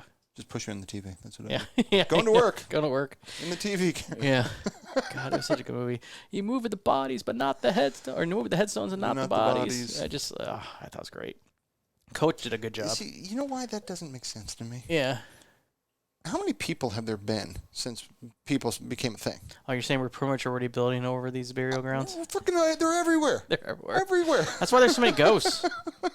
There's so many ghosts because of that. Like, it would be ghosts per square inch. Yeah. That's my problem. You know what's cool, too, is that it's worth watching Poltergeist 2, because that makes Poltergeist 1 scarier when you see the old man that's chasing the family. Okay, because you know what it is. Yeah. And he was like singing like God's Children and stuff like that to Carol Ann. And so the second movie is worth watching too. It's interesting. It's something about kids singing that's fucking terrifying for some reason. It's creepy. Okay, I'll do one more. Then you do one. Real Genius. There you go. Love myself a Val Kilmer movie. It was cute. I remember liking it as a kid. Yeah, it has the guy from Ghostbusters in it. Tears for Fears soundtrack. I know. On the soundtrack. Actually, it was the last song when they're popping the popcorn. Yep. They're singing that song, jumping around in the popcorn. Yep. So yeah, I like that movie. I like the guy who kept going into the basement or in the closet down in the basement. It's Stephen Wright. That's who that was. Yeah, the comedian Stephen Wright. Yeah, he cheated the Frito-Lay. Yeah, that dude's just funny, man. It's awesome. I tried to make dehydrated water. I didn't know what to add. That is awesome. That is pretty good. So I recommend that movie. It's a fun movie, and we're required to watch it in elementary school. You're required to. Huh? Yeah, they put us in the gym and said, we're watching a movie. It's Real Genius. It was a required viewing as a Welcome child. to Ohio. Yeah, I I know. wonder what you learned from that movie. Yeah, exactly. I can tell you the list of movies we're required to watch because you couldn't opt out. You couldn't go to study hall. You had to watch a movie. It was Real Genius, Never Ending Story, and Enemy Mine. I've never seen Enemy Mine. I know what you speak though. Luke Gossett Jr. Luke Scott and Dennis Quaid. And they fly the fighter jets. I've seen that movie about 10 times. It's a joke, by the way. Yeah, they do. They actually fly fighter jets. Oh, look at that. They do, actually. Yeah. Um, Yeah, but you're talking about, what's that? Iron Eagle? Yeah. Yeah. This was Enemy Mine was better than Iron Eagle. I think everything was better. Iron Eagle sucked. I think I saw like 3 of them too, and they all sucked. Yeah. This is a weird one. Yeah. I've seen it in the theater. I may have even seen it in the theater more than once, and I've seen it multiple times since. And I'll watch it again in a heartbeat. Crouching Tiger, Hidden Dragon. I have never seen it. I fucking love Kung Fu. I know of it. I know the wiring, these wires to do their karate. I love wire fu. Love me some wire fu. Can watch it all day long. Wow. Absolutely fantastic. It's a romance, but I mean it's stellar. The choreography is just outrageous. I know it was a big deal when it came out. I think I was living my life at the time. Kung Fu, man. That's all I gotta say. I do like kung fu movies and martial arts. I like Jet Li and all them too. Yeah, boy, Unchained was so good. Yeah, I like Jackie Jet Li. Chan. I like Jackie Chan too. I'm more of a Jet Li. I'd say Jet Li is one of my favorites. Yeah, Jackie Chan is a different style. He tries to be more like I wouldn't say silly, but his definitely he tries to. It's more levity involved. Yeah. Yeah, more levity, and he's more about the how can I go up this wall kind of thing. Yeah. So it's like parkour. Yeah, it's more like parkour when you watch him. The Crouching Tiger is, I believe his name's Chow Yun-fat, and he's huge in Asian action movies. I actually have a few. One called The Killer, which they're just so violent, it's insane. Yeah, I seriously recommend Crouching Tiger, Hidden Dragon. I'm not saying it's something everybody would want to watch all the time, but definitely worth a watch at least. Yeah. And yeah, seriously, I watched it 20 times. Wow. I'd watch it again. I'd give it a go. It's another one of those. Apparently, I like things that are beautiful. It's a beautiful movie. Like the shots are all beautiful. That's why I like Lord of the Rings. Yeah, exactly. That's a beautiful movie. I agreed. Yeah, everything's just beautiful. Okay. I'm trying to think. I got 4 left besides Christmas movies.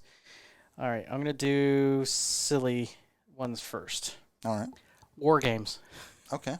You watch War Games every year. I love Jesus War Christ. Games. I guarantee I haven't seen War Games since a year with a 1908 something. If I thought pissing a spark plug would help, I'd do it. That's fantastic. That's great, from War Games. Yeah, there's some great lines. All I have is, would you like to play a game?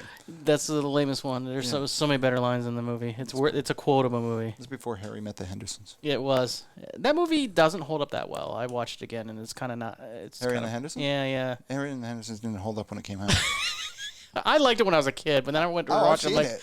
It was kind of lame. It was absolutely lame. Yeah, but War Games, I still have fun. I like Matthew Broderick, and I thought he was great in it. Yeah, and it's got actually the girlfriend, if I'm not mistaken, is Miranda from Sex and the City. Yeah, she was. Well, she was also in Breakfast Club.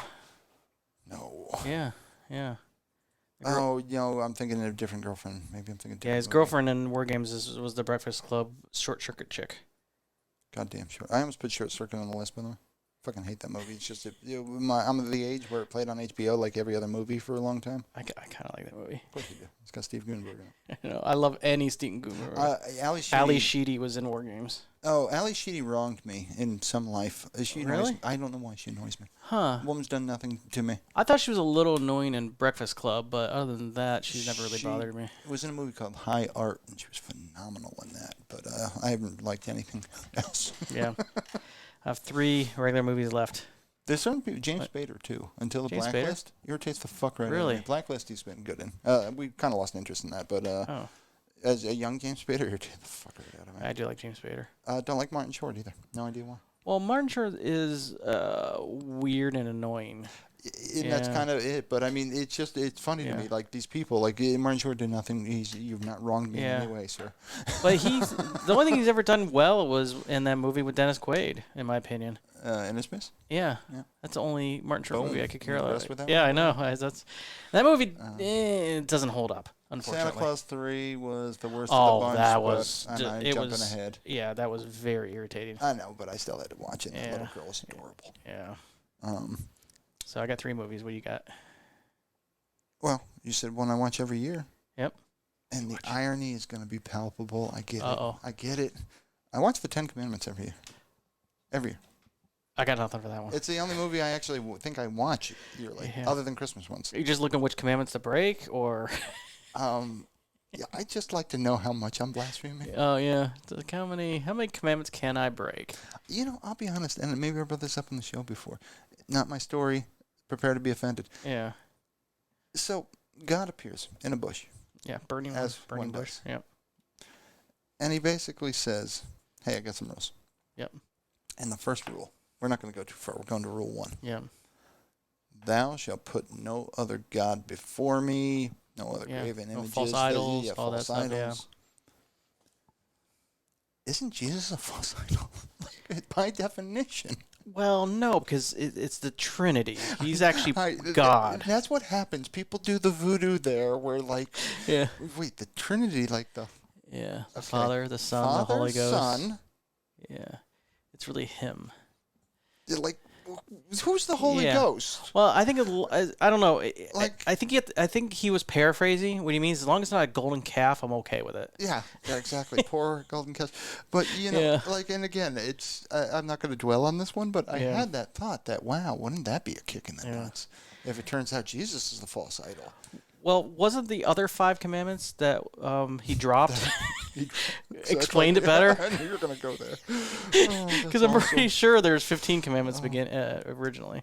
And I just don't get it. I don't get any of it. Yeah. But yeah. So throwing that one out there. Yeah, I have my Jesus may or may not be a false idol, folks. He may or may Actually, not take he's that. the definition of false idol in my book because Yeah. 1, he may fall into that category of false Yeah. idol, but 2, we know he's not a white dude. Yeah. Oh yeah. They I've seen pictures of what they think he probably would have looked like, and he did not look like the white bread that we see in No, our. not at all. Yeah. So yeah. Yeah. No. Anyway, there we go. Have I gotten Okay, rid of guys. Let's see. everybody at this point? Oh, I kind of have a religious movie here too. It's Oh. called What About Bob? That's fantastic. That is a religious. Because it's a religious experience to watch It's that movie. Explosive therapy. I love that movie. I love that movie. It is a good movie. It's a fun movie. It's like he just want to get rid of Bob. I'm on vacation. Don't hassle me. He's wearing that shirt. And Bob is fantastic. I just love that movie. That was one of Bill And you Murray's. watch that every year. That's great. Yeah, I love that movie. It's fun to watch. Yeah, I know that movie backwards and forwards. I've got a weird one actually. At least I think it's weird, but I've seen it quite a few times, and I watch it again in a heartbeat. I was particularly fond of V for Vendetta. I do like that movie. I would say I've seen it 3 or 4 times, so it's definitely I've watched it multiple times. I like it on multiple levels. I find it to be a good movie. It's entertaining and all, Yeah. but you gotta give fucking Mr. Anderson props. Yeah, Mr. Anderson. I love. By the way, I love That's that funny. his name is Mr. Anderson. Yeah, because that movie came before Matrix. and he's not Mr. Anderson. No, he's He's Agent Smith. he's Agent Smith. Yeah, but he kept on saying Mr. Anderson. Mr. Anderson. Yes. Poor guy. That's a twist on your normal naming convention. That guy is uber talented. Oh, I love mean, he's just fantastic in everything he does. If I thought long and hard, I might actually know his name, but it's Mr. Anderson. Yeah, Mr. Anderson. Yeah. But yeah, he the fact that he can't speak, but he's still so expressive. It's truly just a testament to his talent. Yeah, he just came out of nowhere. I think he is from New Zealand. Is he? Yeah, I'm pretty sure he's Okay. a New Zealander. That's why he's in Lord of the Rings movies. I love that. He's Mr. Anderson. Mr. Anderson, even with elven rings, ears. I mean. Yep. Even though, That's even awesome. though he's Agent Smith, and I know this, Yeah. he still gets the moniker Mr. Anderson. Yeah, that movie's interesting, especially the way he tortures her to kind of teach her how to be strong. It was kind of interesting. Yeah, I know that movie pretty well. Yeah, it was well done. Remember the 5th of November. Oh, I've seen the movie. It's a good one. Okay, so these are our last 2. They're one of my top movies ever. Ooh. So not obviously, Actually, this is my last one is one of my favorite movies of all time. and it's not Labyrinth. Okay. I love Labyrinth. I can't watch it every year. It's a little silly. But okay, so I'm trying to figure which one I'm gonna do first. You already did I think I'm gonna do the less story. surprising one first, and then the more surprising. So Care Bears. No. yes, Care Bear murders. No, What would it be? have no idea. Muppets Take Manhattan. I'll be your Huckleberry. Oh, okay. Tombstone. Okay. Tombstone.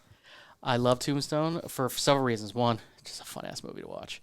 I love everything about it. I do have it. I have to go back and watch it. And I watched one of those YouTube channels that's like a historian who looks at movies and say what's real. And that movie is like 95%. This is how it went down. Nice. You know, even the OK Corral scene, and they described how what's her face Jolie was like filming, taking photographs, like half naked photographs, right next to OK Corral. That was there. Oh, nice. So they really recreated that movie very well. And they said, yeah, he just walked in the middle of a firefight and started shooting at people like 10 feet from them. That's awesome. I mean, that was it was like, you would think it was crazy, and like, that's Hollywood. I'm like, no, he did that. It's documented. Yeah, that's badass. So I just find that movie so much fun to watch, and it's rare when you find a movie. It's like they have to Hollywoodize all these movies so much, like Apollo 13, they stretch a lot of truth. Oh, yeah. And I love that movie too. But this one was so close, and I mean, great actors. Yeah, without a doubt. Sam Elliott. Oh, Sam Elliott's fucking great, yeah. The part that wasn't true, there's actually was more brothers still in town, but the one died. That's the way he died, and it's on the pool table. So a lot of the stuff really did happen that way, but there was a little bit more to the stories. I'm sure this would offend him, but I don't even consider Sam Elliott an actor. He just shows up and he's fucking cool. Yeah. I just remember that movie. What's that war movie with Mel Gibson? Yeah. That Vietnam movie. And, yeah. Good morning. How do you know what kind of goddamn day it is? See, I go right Roadhouse. Oh, Roadhouse is a or great I'll movie. go Big Lebowski. And, Yeah. He's the one that kind of narrates the dude. Yeah. Yeah, Sam Elliott, man. He looks weird without his mustache. Oh, I bet, yeah. He's done that a couple times without his mustache. But He still looks like cool. the epitome of fucking cool. Yeah. But Roadhouse, he's great. Yeah, I do. I'm a Sam Elliott fan. Actually, you know what? Roadhouse isn't on my list. Roadhouse. Okay. I'm putting it there. I could watch that multiple times a year. I could watch that. I don't, but yeah, I entirely could. Yeah, I like some Swayze stuff. I like Swayze in general, but Roadhouse is just great because it's so bad. But Tombstone is fun to watch. I don't know. I just like it. And yeah, there was cowboys that had red sashes back in the day, and that's real. That's why I like the movie. My last one is one I don't watch a ton, actually, but I have watched. It's never as good as the first time, and it's definitely quotable. And that would be Usual Suspects. Oh, Unusual Suspects. That's why I call it by mistake all the time. That's awesome. Yeah. Unusual Suspects. Yeah, I by mistake I call it that. That's great. Yeah. It's just everything about it is great. I mean, it's. I think of Benicio del Toro reading the line when they're in the stand-up. Yeah. And in English, please, and he's like, "Don't give me the keys. What the fuck?" Yeah. Yeah, the director hated them in the lineup. He hated them. He was so mad at them because Benicio del Toro wouldn't stop farting. They were all laughing. Yeah, they're all laughing. And they're like, I just want to direct the scene. Oh, it's so good though. It made everything so great. Yeah. That was perfect. Yeah. And then I quote that scene. I quote a lot because he'll flip you. He'll flip you for real. Love that line. That was a good movie. Yeah. Or the dude they're interrogating, and they're like, "We know you were in Queens that night." He's like, "I live in Queens. You geniuses figured that out all by yourself." Jesus. But, and the Baldwin in that was fantastic when when he's up there sniping. Oswald was a pussy, and then he shoots a bunch of people, and I'm like, "That's fucking great." Yeah. But yeah, Usual Suspects. Good movie. Yeah. All right, so this is a weird one. I'm not sure you'll agree with me, but if you don't agree with me, watch it again. Rocky 1. I've not seen Rocky 1 in ages. But It was the rest of the movies were money pits. So let's make a ton of money, Hulk Hogan and Mr. T. But the first movie was so raw and so realistic and heartbreaking. Yeah. It was well done. Burgess Meredith was at his best. Connie was at her best. Was at her best because she was in the shy area. Her brother was great, and when you hear the story where Sylvester Stallone is a smart man, and he wrote the story based on a boxing match he saw, and they're like, yeah, we'll buy this movie for you from he had to sell the dog, the butt-kissed dog. He had to sell in real life to be able to live. Try to sell the script, and they're like, well, we'll buy it from you like $200,000, but we don't want you in it. Yeah. Like, I'll only do it if I can act in it. Yeah. And I'm like, and they finally relented. He sold his dog to do it? He sold his dog so he can eat. And then when he got paid, He bought his dog back. I was gonna say I would never. No, Yeah. there's just no. The movie would never be made. He just think he couldn't take care of it, because he was living on the streets and stuff. He goes like, I just sold my dog, and then as soon as he got money back, he bought it back. Butt kiss. That's his real dog in that movie. That's awesome. And so I don't know. I think it's a heartwarming behind the scenes, and you have to watch Rocky 1 and 2 because Rocky 2 is almost as good. It's not as good, but it's almost as good. The rest of the movies are okay. I can watch the rest of the movies. They're kind of guilty pleasures to watch the rest of the movies. But 1 and 2 is genius. I read a thing where a guy's girlfriend gave him an ultimatum. Either the dog goes or she does. Yeah. And he wrote this big, long thing about how he's giving her up and now she just had her nails done and this, that, and the other. Yeah. And by the end of it, you realize he's talking about the girlfriend because fuck you, I'm keeping the dog. Yeah, fuck you, keeping the dog. Oh, that's awesome. Yep. That's great. But yeah, there's some scenes in the movie that are just heartbreaking because you can tell he was out of his luck in the movie, and Mickey decided to finally help him out because he got his big break, and he just yells at him and says, "Where were you 10 years ago? I needed you then." Mm-hmm. It was well done. It is a heartbreaking. I'll have to go back. I know I watched it at one point, and I know I liked it as much as the next guy. I think a lot of people didn't watch the first one. If you're a certain age, and like me, I was probably too young to appreciate it when it first came out. And then I was like, I think the first one I really remember well is Rocky 3, and with Mr. T. That's the one I probably watched most when I was a child. Did the first one actually have Eye of the Tiger in the soundtrack? No. That's what I thought. No, it wasn't even until Rocky 3. Wow. Rocky 3 is when Eye of the Tiger came out. Wow. Yeah, they had Getting Stronger was the theme song in the first movie. Is that what you sing all the time, by the way, with the Getting Stronger? Yeah, that's from Rocky. Play that every time we play a role-playing game. Yeah. Yeah. Every time we get a level, Getting Stronger. Yeah, so that was the theme song, and Eye of the Tiger is a new song. It wasn't the original theme song. It's funny. Yeah, so I love Rocky 1 and 2 because the scenes are kind of like back to back because he loses in the first movie, which was genius. Yeah, that took some balls from a first-time writer Yeah. just to lose. Yeah. And then in the second movie he wins, but and then Carl Weathers was losing his mind. I love Carl Weathers. He rises up to the challenge of his rivals. Up to his rivals. No, actually he didn't do that to the third movie. But Carl Weathers, Action Jacks. I love Carl Weathers too. How do you not love Carl Weathers? Yeah. God, I love him. He was great in the freaking Mandalorian too. Predator. Oh, Predator. He lost his arm in that. It happens. Okay, so I have 4 Christmas movies, 2 of which you will agree with, 2 you'll tell me I'm going to burn in hell. Yeah, okay, because they're not Christmas movies. I don't even know what they are, and they're not Christmas movies. They're Christmas movies. Let's hear them. You want to hear all 4 of mine? Yeah, shoot. Why not? All right. Elf. Of course. Absolutely. Elf every year. Watch it every year. Every year. I like this movie because it pisses the wife off. Because she said he's a horrible man. It's a Wonderful Life. I love the movie. I think it's uplifting. We don't watch it every year, but I mean, I've watched Bedford it a few Falls times. and all that stuff. I don't know. Yeah, He's mean to his wife. It's funny. it's a flawed movie. I'll say that. Buffalo Bill, come on tonight. I don't know. I just like the whole pool scene, Alfalfa. It really was Alfalfa that opened the pool on them, and that real gym that had the pool underneath it. Anyways, I love that movie. Planes, Trains, and Automobiles. Not a Christmas movie. It's actually more of a Thanksgiving Great movie. It's more of a Thanksgiving movie, but it happens during the Christmas era. Yeah, entirely not a Christmas movie. All right, here's my You watch last. that every year? That's a good movie, though. I love That's that worth movie. watching. You're going the wrong way. How the hell would they know where we're going? Yeah, I know. I love that movie. So many good. They're stuck to the car without the burned up. So many good I love that movie. lines in that. All right, here's my last one, and this is a Christmas movie. I will fight you. Die Hard. Yeah, not a Christmas movie. It's a Christmas movie. Yeah, I know. Ho people ho say ho! Now I have a gun. Christmas movie. that. Definitely not a Christmas movie. So Elf, I'll agree with you on. We watch Christmas Vacation every single year. I've only seen that movie like twice. Every single year. Yeah. It's just so quotable, and it's so stupid. But that's extremely quotable. I think I've mentioned it on the show before, but I have what I only describe as a fetish for A Christmas Carol, so I seriously watch 2 to 3 every year.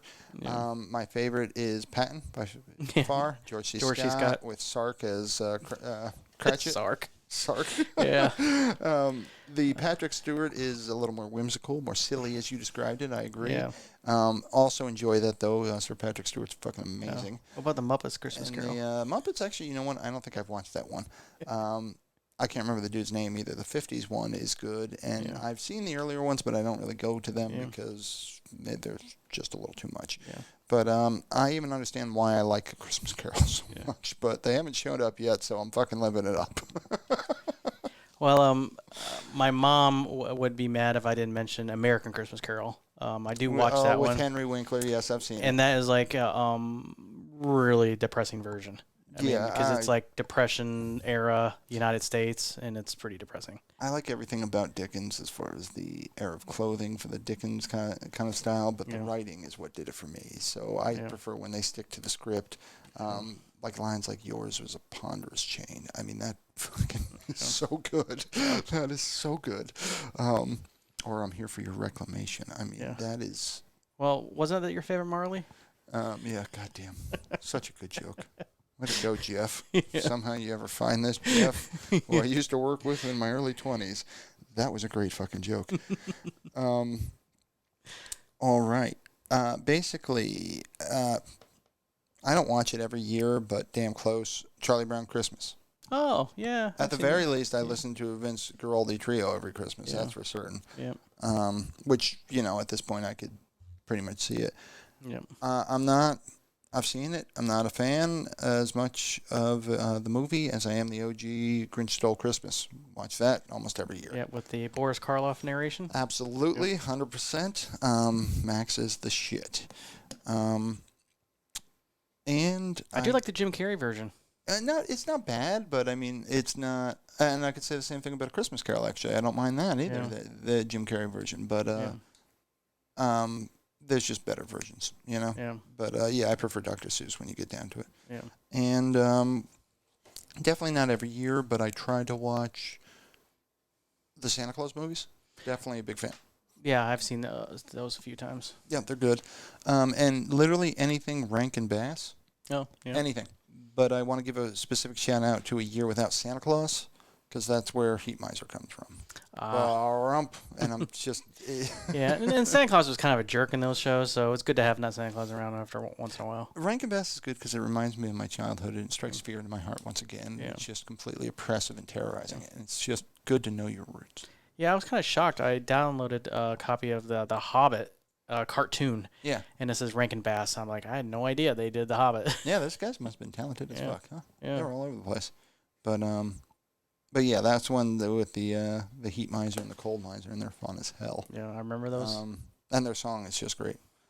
But anywho, well, that was fun, dude. Yeah, that's a fun list. So I do have 2 shout outs before we wrap it, and the first one would be to Audrey, our supporter. So and you know what? This has been bothering me. I can't for the life of me know. You remember if I commented on this, but Audrey, I believe a while back you brought up. Under the heading of music, you brought up Smokey Robinson. And the first thing that came to my mind is when Smokey sings, I hear violins. Do you remember that song? No. But it actually sampled Tears of a Clown, and it was, I want to say it was an 80s song. But Smokey Robinson, I'll be honest, I haven't listened to enough of him, but it's one of those I don't think anybody could argue. He's phenomenal. Tears of a Clown is certainly what I know the best from him. It's fucking great. I mean, there's just no question the dude's talented. So off the top of my head, I can't think of any other more Smokey, but I certain I've heard it, and I know it's Smokey Robinson. I mean, it's one of those, that's one of those names where I don't think anybody's questioning whether or not there's talent. The dude's amazing. Yeah, definitely. So just in case I'd never gotten to that one before, fully agreed, Audrey. Yep. Smokey's amazing. When Smokey sings, I hear violins.